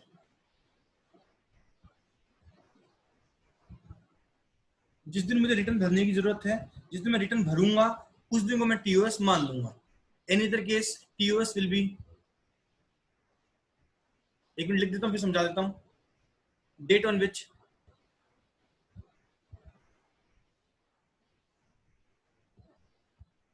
GST is paid। क्या आप ऐसा समझाओ भाई, देखो 99.99% केस वहां पर सेटअप हो जाएंगे, लेकिन फिर भी मान लो कोई केस बच गया तो सब इसका तो मेरे पास एग्जांपल भी नहीं है, कोई बाय द वे कोई सिनेरियो आ जाएगा तब देखेंगे, ना एग्जांपल है ना मॉड्यूल में कुछ नहीं लिखा हुआ, यो का यो लिखा हुआ है, इसका भी मॉड्यूल में कुछ नहीं लिखा हुआ, लेकिन इसका मैं एग्जांपल क्रिएट कर सकता हूँ। अदर केस में तो सब कुछ आ गया। हुआ क्या कि साहब मैंने जीएसटी नंबर नहीं ले रखे, मैंने क्या जीएसटी नंबर ले ही नहीं रखे, और मैं धड़ाधड़ सप्लाई पे सप्लाई किए जा रहा हूं, मतलब माल बेचे जा रहा हूं, और मेरा टर्नओवर क्रॉस कर गया, सॉरी गुड्स के केस में 40 लाख प्लस क्रॉस कर गया, तो मुझे जीएसटी नंबर लेने चाहिए थे, मैंने नहीं लिए, मैंने जीएसटी नंबर नहीं लिए, तो उस केस में क्या हो जाएगा, मैं जिस दिन मुझे जीएसटी पे करने के लिए बोला जाएगा और मैं जिस दिन जीएसटी पे करूंगा उसको क्या मान लिया जाएगा, टाइम ऑफ सप्लाई मान लिया जाएगा। ठीक है जी, इतना है, इतना करते ही मेरा सेक्शन 12 कंप्लीट हो जाएगा। अब 2-4 एग्जांपल करेंगे अभी के अभी, तभी क्लियर होगा। सर वाउचर वाला मैंने बताया, सर 1 मिनट रिपीट कर दो पूरा का पूरा ताकि याद हो जाए, फिर आगे पढ़ा लेना। तो सब रिपीट करने के लिए अपन थोड़ा सा फ्लैशबैक में चलते हैं, सर वैसे तो मैंने 3-4 बार बोल दिया, फिर भी फ्लैशबैक में चलना जरूरी है। सेक्शन 12(2) फॉरवर्ड चार्ज में जीएसटी कौन पे करेगा, टीओएस होगा, date of issue of invoice, और जब तक इनवॉइस इश्यू हो जानी चाहिए थी। सेक्शन 31 बोलता है इनवॉइस कब तक इश्यू हो जानी चाहिए थी, इनवॉइस इश्यू हो जानी चाहिए थी दुकान से माल निकलने से पहले। ठीक है, सेल्स ऑन अप्रूवल बेसिस वाला हो जाएगा, अच्छी बात है। अब सेकंड की बात करते हैं। सेकंड कौन सा था, reverse charge mechanism. Reverse charge mechanism में टीओएस क्या होगा, वो होगा जिस दिन गुड्स रिसीव हो जाए, या फिर जिस दिन पेमेंट मिल जाए, या फिर गुड्स भी रिसीव नहीं हुआ, पेमेंट भी नहीं किया मैंने, तो फिर उस केस में इनवॉइस इश्यू हो उससे 31वां दिन। देखो वहां पर date of issue of invoice था, अरे फॉरवर्ड चार्ज में date of issue of invoice था, यहाँ कौन सा दिन है, 31वां दिन है। सर कौन सा दिन है, 31वां दिन है। Which ever is earlier. अगर इन तीनों कंडीशन सेटिस्फाई नहीं हुए तो जिस दिन मैं अपने बुक्स में रिकॉर्ड कर लूं उसे क्या मानेंगे, टीओएस मानेंगे। डेट ऑफ पेमेंट किसे मानेंगे, मैंने अपने बुक्स में लिख दिया या मेरे खाते में डेबिट हो गया। चलो जी, अब उसके बाद हमने किया था वाउचर वाला केस। कौन सा किया था सर, वाउचर वाला केस। वाउचर वाले में क्या किया था कि जिस दिन मैं वाउचर खरीदूं उस दिन मुझे पता हो कि इस वाउचर का मैं ये करूंगा या मैं इस वाउचर का केवल ये कर सकता हूं, तो जिस दिन अगला मुझे वाउचर देगा उसी दिन वो क्या मान लेगा, उसे टीओएस मान लेगा। बट उसे पता ही नहीं ये इस वाउचर का क्या क्या कर सकता है। जैसे बिग बाजार की बात करें, बिग बाजार में हम कुछ भी खरीद सकते हैं, उसमें कुछ 5% वाला काम होता है, कुछ 12 वाला होता है, कुछ 18 वाला होता है। तो उस केस में जैसे ही वाउचर रिडीम्ड होगा, रिडीम्ड मतलब मैच्योर होगा, मतलब यूज में आएगा, उसे हम क्या मान लेंगे, टीओएस मान लेंगे। लो जी, यहां तक हम बात कर चुके हैं। उसके बाद हमने क्या बातें करी थी? उसके बाद हमने बातें करी थी सर किसकी? अदर केसेस की, जो जस्ट अभी बात करी है मैंने। कौन सी बात करी? अदर केसेस की। अदर केसेस मतलब कि जो ऊपर सेटिस्फाई नहीं हुए, तो उस केस में अगर रिटर्न भरनी पड़े, अगर रिटर्न भरनी पड़े, ऐसा कोई केस है ही नहीं, तो इसमें जिस दिन रिटर्न भरेंगे उस दिन को टीओएस मान लेंगे। और रिटर्न भी नहीं भरनी पड़े, अगला झूठा है, नालायक है, अगला टैक्स तो जमा करा नहीं रहा, बिजनेस कर रहा है, तो जिस दिन वो सरकार को टैक्स पे करेगा मजबूरी में, सर मजबूरी में कैसे करेगा? उसका पकड़ लिया उसका गला, तब उसे टैक्स पे करना पड़ेगा, उस केस में वो लायबल हो जाएगा। सर एक आधा एग्जांपल करा दो इसका ताकि समझ में आ जाए। जल्दी से मैं बोल रहा हूँ वो करना, जल्दी से मैं बोल रहा हूँ वो करना। सर क्या करना है जल्दी से बताइए, जल्दी से बताइए।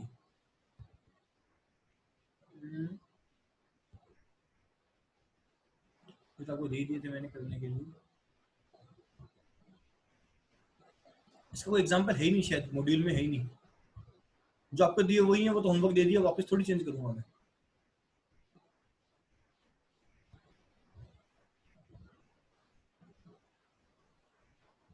हाँ जी, ये क्वेश्चन है 9 का। मैं जिससे पूछूं वो रिप्लाई करता जाएगा, जिससे मैं पूछूं वो रिप्लाई करता जाएगा। एक बार में रिप्लाई कर देना, ठीक है जी।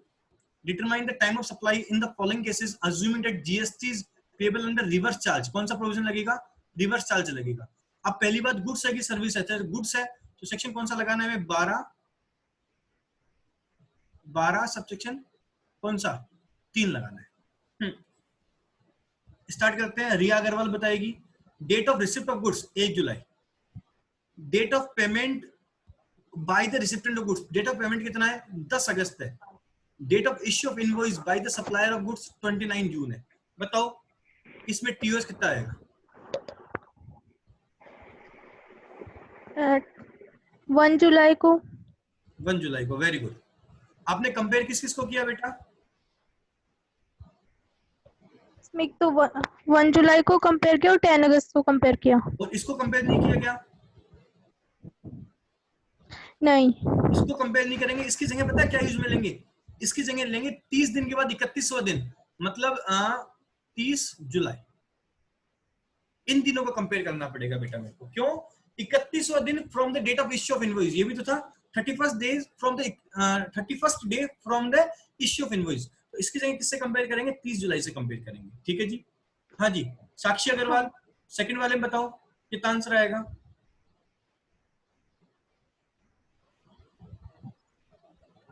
सर 25 जून। हाँ, विच एवर इज अर्लियर, खत्म बात। 25 जून, वेरी गुड। ओम बाबू कितना आंसर आएगा?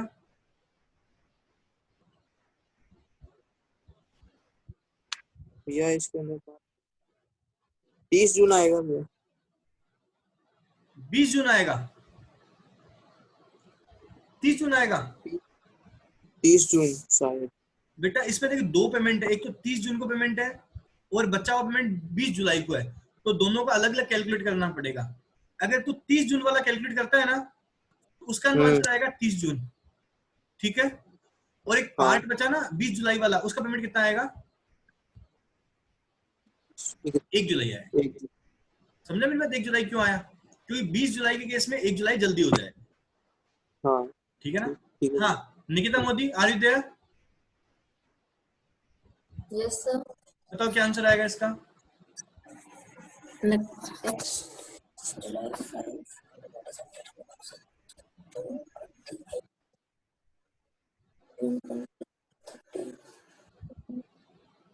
जून 28। जून 28 आएगा आराम से। पहले तो इस 1 जून की जगह कितना लूंगा ये बता पहले तो। 1 जून की जगह इसमें 31 प्लस कर लो ना। 31 नहीं, 30 प्लस करो। वो 31 वाला दिन मान लेंगे। हाँ ठीक है ना। चलो अब इन दोनों में कितना माने? अब जिस दिन मैंने रिकॉर्ड तो 28 को कर लिया, और क्या बोलते हैं खाते में 30 आया तो 28 तारीख मान लेंगे। अब देखो समझा दिया, 5 जुलाई 28 और ये तो 28 तारीख आंसर आ जाएगा। लो जी, कंप्लीट कर लेना, इजीली हो जाएगा। कोई डाउट हो तो यहां तक तो मुझसे पूछो भाई, कुछ भी पूछना हो तो पूछो, नहीं आगे चलें आगे। सेक्शन 13 को भी खत्म कर देता हूं, बहुत इजी है, एक्चुअली में सेम का सेम है, बस वो सेम का सेम लिखना है मेरे को। सेक्शन 13 पढ़ेंगे। सर कौन सा पढ़ेंगे? सेक्शन 13 पढ़ेंगे। करें स्टार्ट। लो जी सर, ये अरे भी आज क्लास लंबी नहीं हुई, पहला 40 मिनट का तो खाली समझाया था, उसके बाद एक ही चीज को सोबर पढ़ाया, कुछ ज्यादा नहीं पढ़ाया आपको, ठीक है ना, डरो मत। चलो जी लिखो, सप्लाई और सर्विस अंडर सेक्शन 13।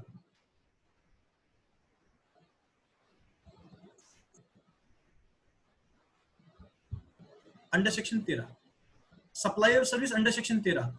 अरे सर जो हमने पढ़ा ना, मैं एक बात बोलूं, 80% तो सेम का सेम है, जो सेक्शन 12 में था वही 13 में है। वहां 12(2) था, या 13(2) है, वहां 12(3) था, या 13(3) है, सेम का सेम है। लिखो, इन दिस केस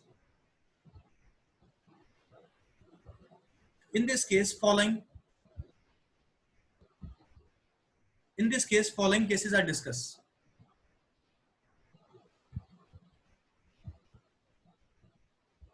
हाँ जी, एक एक करें। फर्स्ट, प्लीज अब एक बार मत लिखना कुछ, प्लीज एक बार कुछ मत लिखना। सर कुछ नहीं लिखे, नहीं सर कुछ भी मत लिखना, थोड़ा सा अच्छा डायग्राम बनाएंगे सर, बहुत अच्छा डायग्राम बनेगा। मैं सर्विसेज में आ गया सर, प्लीज मैं जो लिखा रहा हूँ वो पढ़ के आओगे। हाँ सर पक्का पढ़ के आएंगे, चलो अच्छी बात है। हाँ जी, कोई कुछ नहीं लिखेगा। फर्स्ट, व्हेन, कोई कुछ नहीं लिखेगा। सप्लायर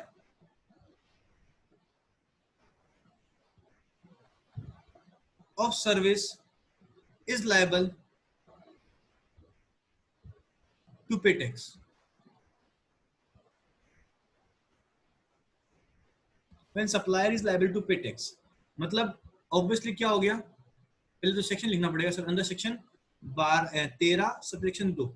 इसको मैं बोलना चाहूं तो ब्रैकेट में बोल सकता हूं फॉरवर्ड चार्ज, अब लिखना चाहो तो फॉरवर्ड चार्ज हो गया एक, ठीक है। TOS will B, sir hint दो पहले तो, क्या पढ़ रहे हैं प्लीज।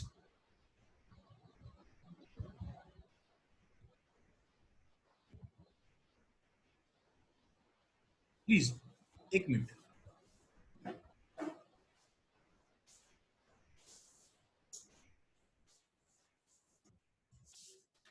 हाँ जी, ये फॉरवर्ड चार्ज है, मैं आपको पढ़ा रहा हूं, मैं आपको सर्विस दे रहा हूं, तो मैं जीएसटी पे कर रहा हूं, मतलब सप्लायर पे कर रहा है, ठीक है ना। सप्लायर, रिसीवर की बात नहीं हो रही, सप्लायर की बात हो रही है। हाँ जी, व्हेन इनवॉइस, अभी मत लिखना, is issue under section 31 subsection 2। Second है when invoice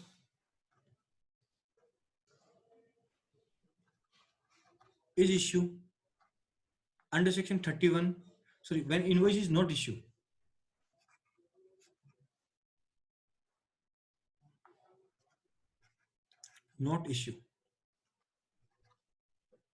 under section 31 subsection 2।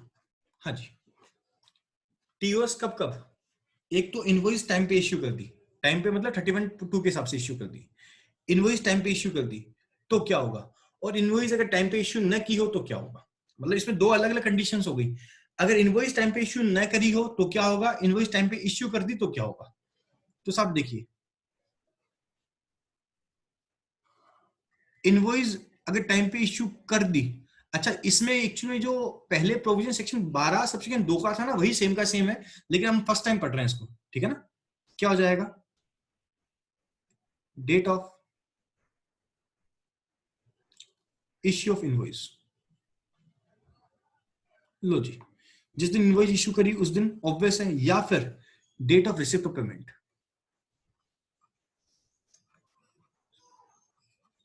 Receipt of payment, date of receipt of payment, whichever is earlier।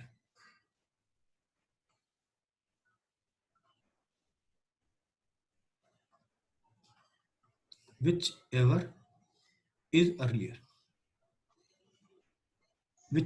खत्म बात। लो जी, मौजी कर दी। मतलब इसमें टीओएस कैसे मानेंगे, जिस दिन इनवॉइस इश्यू कर दें या फिर जिस दिन पेमेंट आ जाए। मतलब मैंने आपको पढ़ा दिया, मैंने आपको अभी इनवॉइस इश्यू नहीं करी, लेकिन आपने मुझे पेमेंट कर दिया, तो फिर मुझे जीएसटी पे करना पड़ेगा, ठीक है। या फिर मैंने आपको पढ़ा दिया, मैंने आपको इनवॉइस दे दी, इनवॉइस मतलब मैंने आपको बिल दे दिया बट आपने मुझे पेमेंट नहीं किया, तो भी मुझे इनवॉइस देना पड़ेगा। अरे मेरा सीए का ऑफिस है यार, हम क्या करते हैं, ईयर बेसिस पे बिल देते हैं पहले, उसके बाद अगला पेमेंट करता है, तो मैं अगले वो बिल दे दूंगा, उसी वक्त मुझे टाइम ऑफ सप्लाई मानकर जीएसटी पे करनी पड़ेगी। टाइम ऑफ सप्लाई मानूंगा तो उसके अगले महीने में जीएसटी पे करनी पड़ेगी। लेकिन अगर मुझे पेमेंट एडवांस मिल गया तो उस हिसाब से भी मुझे क्या करनी पड़ेगी, जीएसटी पे करनी पड़ेगी। लेकिन सर अगर इनवॉइस टाइम पे इश्यू नहीं करी, सर इनवॉइस कब तक इश्यू करनी चाहिए? अरे वो तो 31(2) में देखेंगे ना, इनवॉइस टाइम पे इश्यू नहीं करी तो उस केस में क्या होगा, उस केस में देखना सर क्या होगा, टेन टेन टेन, उस केस में क्या होगा, थोड़ा खतरनाक है, थोड़ा भारी है। हाँ जी, उस केस में क्या होगा, उस केस में होगा date of provision of service, provision of service, date of provision of service. हाँ जी, और दूसरा date of receipt payment, whichever earlier, date of receipt of payment, date of receipt payment, whichever is earlier.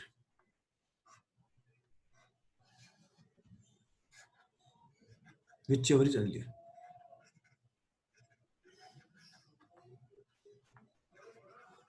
Sir पहले तो मतलब बताओ फिर बाकी बात करेंगे। हाँ जी, अगर इनवॉइस टाइम पे इश्यू नहीं करी तो क्या होगा, तो इनवॉइस इश्यू नहीं करी लेकिन पेमेंट आ गया, तो पेमेंट आते तो मुझे टाइम ऑफ सप्लाई मानना ही पड़ेगा। प्रोविजन ऑफ सर्विस का मतलब क्या होता है, हिंदी में लिख रहा हूं, क्या लिख रहा हूं देखना, जिस दिन, व्हाट्सएप वाली हिंदी में, जिस दिन सर्विस कंप्लीट हो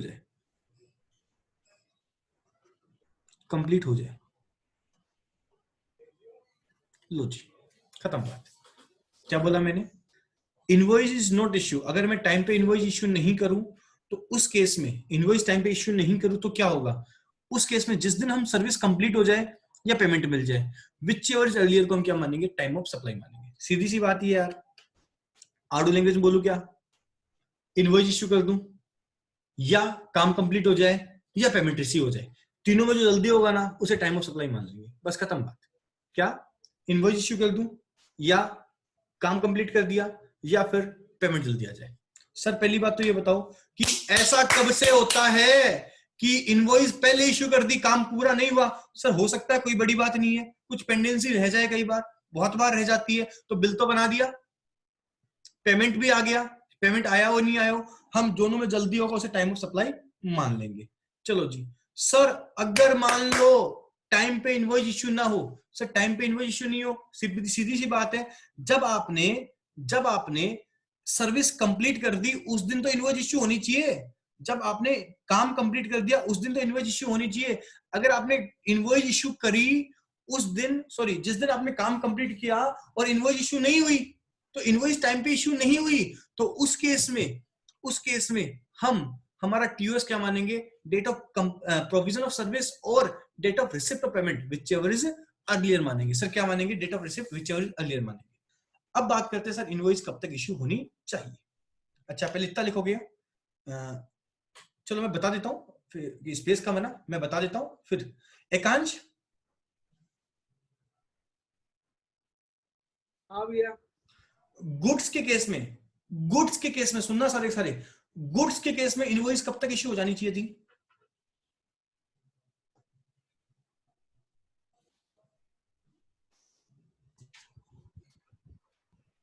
याद कर, सोच,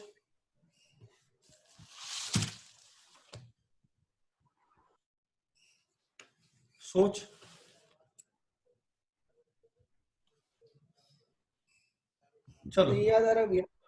ठीक है, लक्ष्य गाड़िया, इनवॉइस कब तक इश्यू हो जानी चाहिए थी?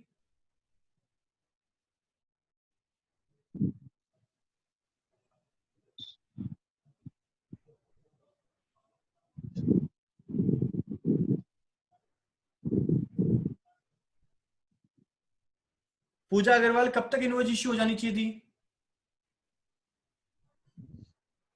सर जब सप्लाई हो जाए, मतलब आपने वेयर हाउस से बाहर चला जाए, एग्जैक्ट goods मेरी का। फैक्ट्री से, मेरी दुकान से गुड्स निकले उससे पहले इनवॉइस इश्यू हो जानी चाहिए थी। ये था कि मेरी दुकान से गुड्स निकले, मेरी दुकान से गुड्स निकले उससे पहले इनवॉइस इश्यू हो जानी चाहिए थी।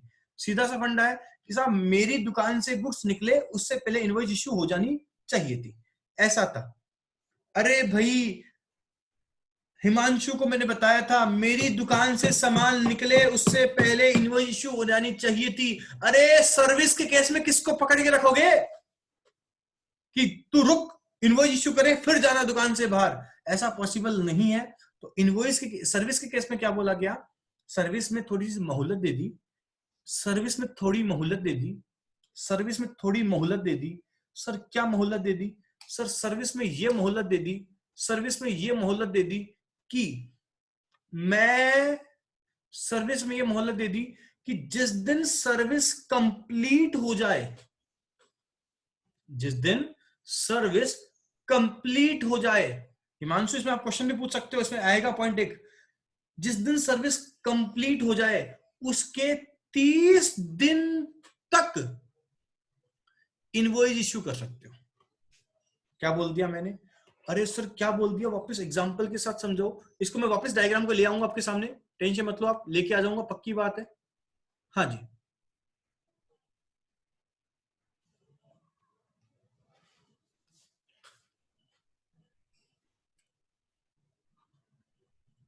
गुड्स क्या बोलते हैं, वर्क कंप्लीटेड या सर्विस कंप्लीटेड। सर्विस कंप्लीटेड कब हुई? 5 जून 2020 को हुई। सर्विस कंप्लीट हुई 5 जून 2020 को। पूजा अग्रवाल, अभी जो मैंने बोला सर्विस की बात कर रहा हूं, आप बताओ कि अभी जो मैंने बोला उस हिसाब से इनवॉइस कब तक इश्यू हो जानी चाहिए थी?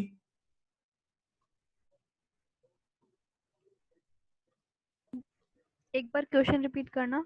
अगर मैं सर्विस कंप्लीट होती है 5 जून को, 5 जून को अगर मेरी सर्विस कंप्लीट होती है तो इनवॉइस कब तक इश्यू हो जानी चाहिए थी? 4 जुलाई तक।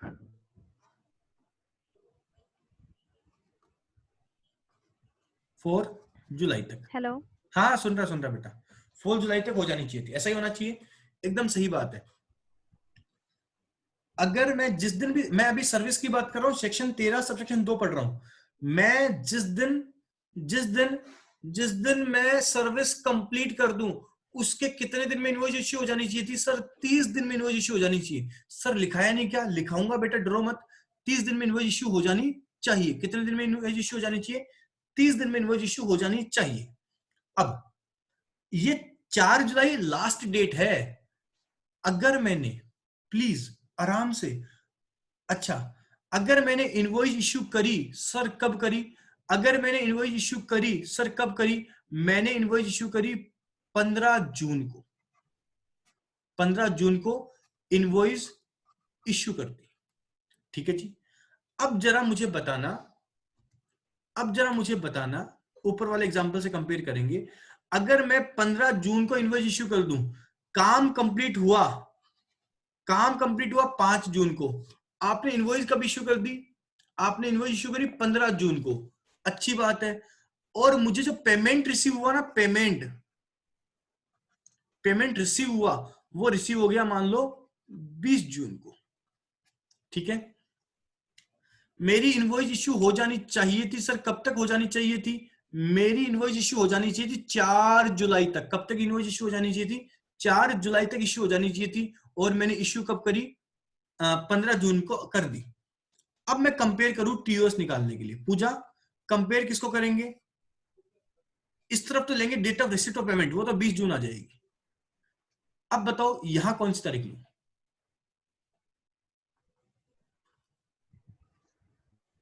सर एक बार वो डायग्राम दिखाना, मैंने लिखा नहीं है। कोई बात नहीं, किसी ने नहीं लिखा। Date of issue of invoice यहां आएगा, date of issue of invoice. अब date of issue of invoice लेंगे, कितना लेंगे? 15 जून लेंगे। कितना लेंगे? 15 जून लेंगे। भाई यही तो लेंगे कि साहब अगर इनवॉइस टाइम पे इश्यू हो जाए क्या टाइम पे इनवॉइस इश्यू हो गई? आंसर आएगा हाँ सर, टाइम पे इनवॉइस इश्यू हो गई। तो कंपेयर किसको करेंगे? Date of issue of invoice और date of payment whichever is earlier, और हमारा आंसर कितना आ जाएगा? 15 जून आ जाएगा। मतलब मैं 15 जून को टाइम ऑफ सप्लाई मान लूंगा और जुलाई में टैक्स पे कर दूंगा। लेकिन मान लो, देखो ये बहुत बड़ी हिमांशु, इन्होंने बदमाशी कर ली, किसने? डिपार्टमेंट वालों ने। अगर मान लो आपने इश्यू कब करी, आपने इनवॉइस कब इश्यू करी? मान लो 10 जुलाई को करी। कब करी? हिमांशु आपसे बात कर रहा हूं, 10 जुलाई को इनवॉइस इश्यू करी। तो उस केस में क्या होगा? जरा ऊपर आना। अगर मैं टाइम पे इनवॉइस इश्यू नहीं करूं, अगर मैं टाइम पे इनवॉइस इश्यू ना करूं तो क्या होगा देखना। अगर मैं टाइम पे इनवॉइस इश्यू ना करूं तो क्या लेंगे? Date of provision of service, जिस दिन सर्विस कंप्लीट हो जाए, और date of receipt of payment. उस केस में देख, अब आपने 10 जुलाई तक इनवॉइस इश्यू नहीं करी, तो उस केस में क्या लेंगे?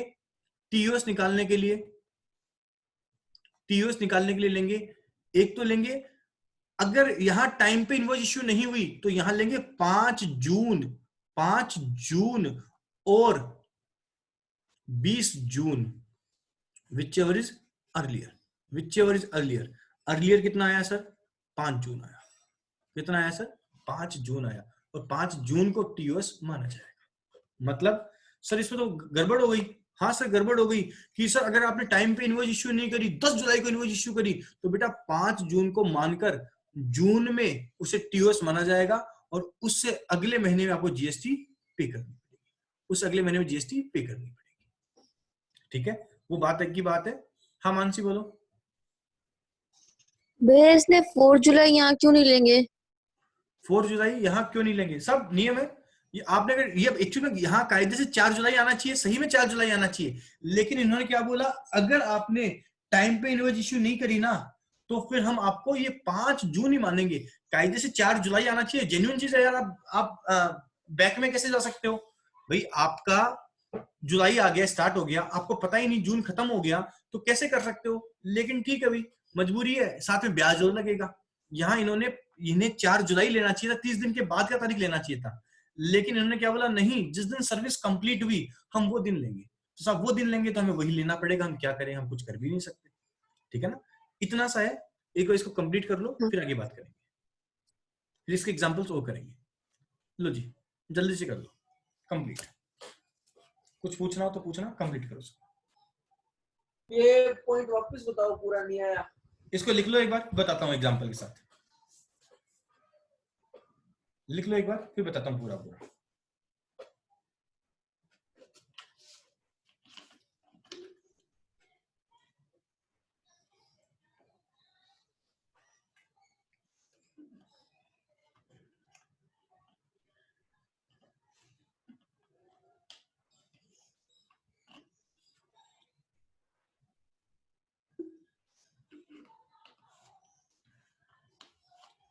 ये वीडियो खत्म हो जाएगी तो 20 मिनट की एफएम की क्लास लेंगे, खाली खत्म करेंगे उस चैप्टर के पास। ठीक है ना, ये वीडियो खत्म हो जाएगी तो 20 मिनट की अपन खाली एफएम की क्लास हो लेंगे।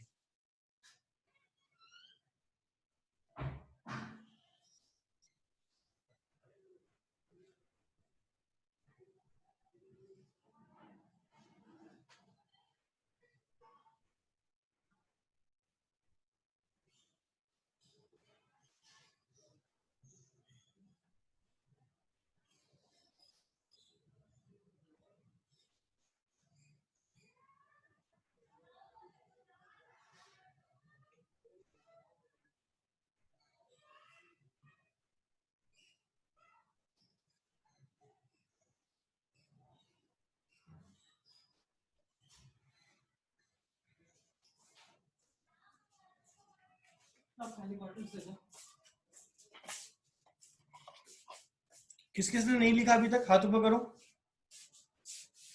किस किस ने नहीं लिखा, हाथ ऊपर करो। ठीक है, लिखो, आराम से लिखो। ठीक है, आराम से लिखो। एक ने भी हाथ ऊपर कर दिया, लिखो, आराम से लिखो।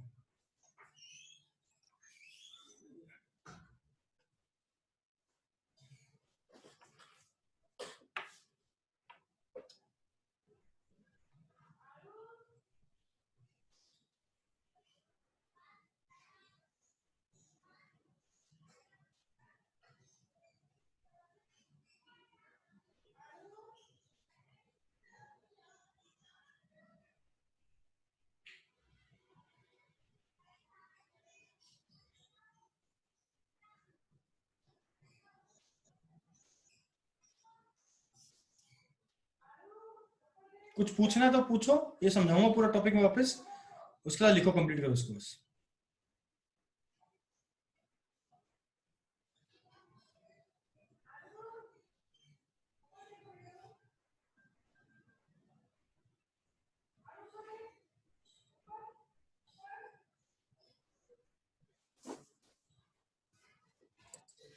भैया इसमें डेट ऑफ पेमेंट अपन वैसे ही रहेंगे ना जैसे अपन ने पहले गुड्स वाले में लिया था? एग्जैक्ट सेम का सेम सिखाऊंगा आपको, एग्जैक्ट सेम का सेम सिखाऊंगा मैं आपको, ठीक है ना।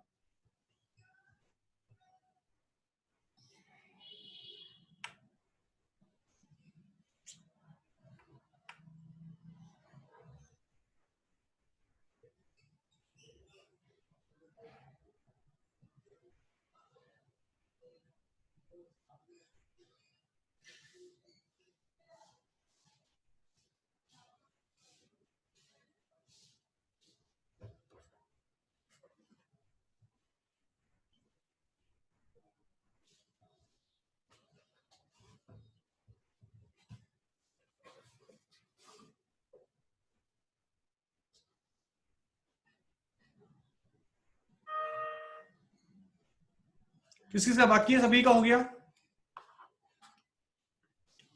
किसी का बाकी है? सभी का हो गया? हाथ ऊपर नहीं हुआ किसी का भी? करा दूं आगे? चलो जी, एग्जाम्पल समझते हैं इसका वापस।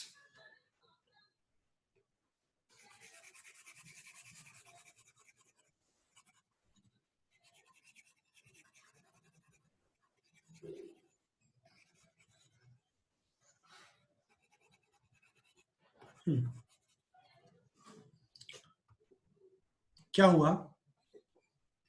सर्विस की बात कर रहे हैं।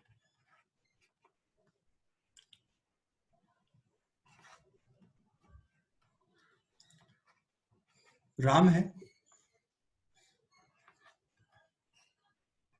ये एकांश है, सीए एकांश है, सीए का ऑफिस है इसका। राम इसके पास आया कंसल्टेंसी सर्विस लेने, ठीक है। राम आया किस लिए? कंसल्टेंसी सर्विस लेने, ठीक है जी, आया साहब।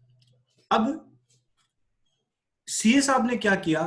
इसको सर्विस दे दी, ठीक है। सर्विस कब दे दी? सर्विस दे दी 15 जून 2020 को सर्विस दे दी कि साहब ये आपका काम कंप्लीट हो गया।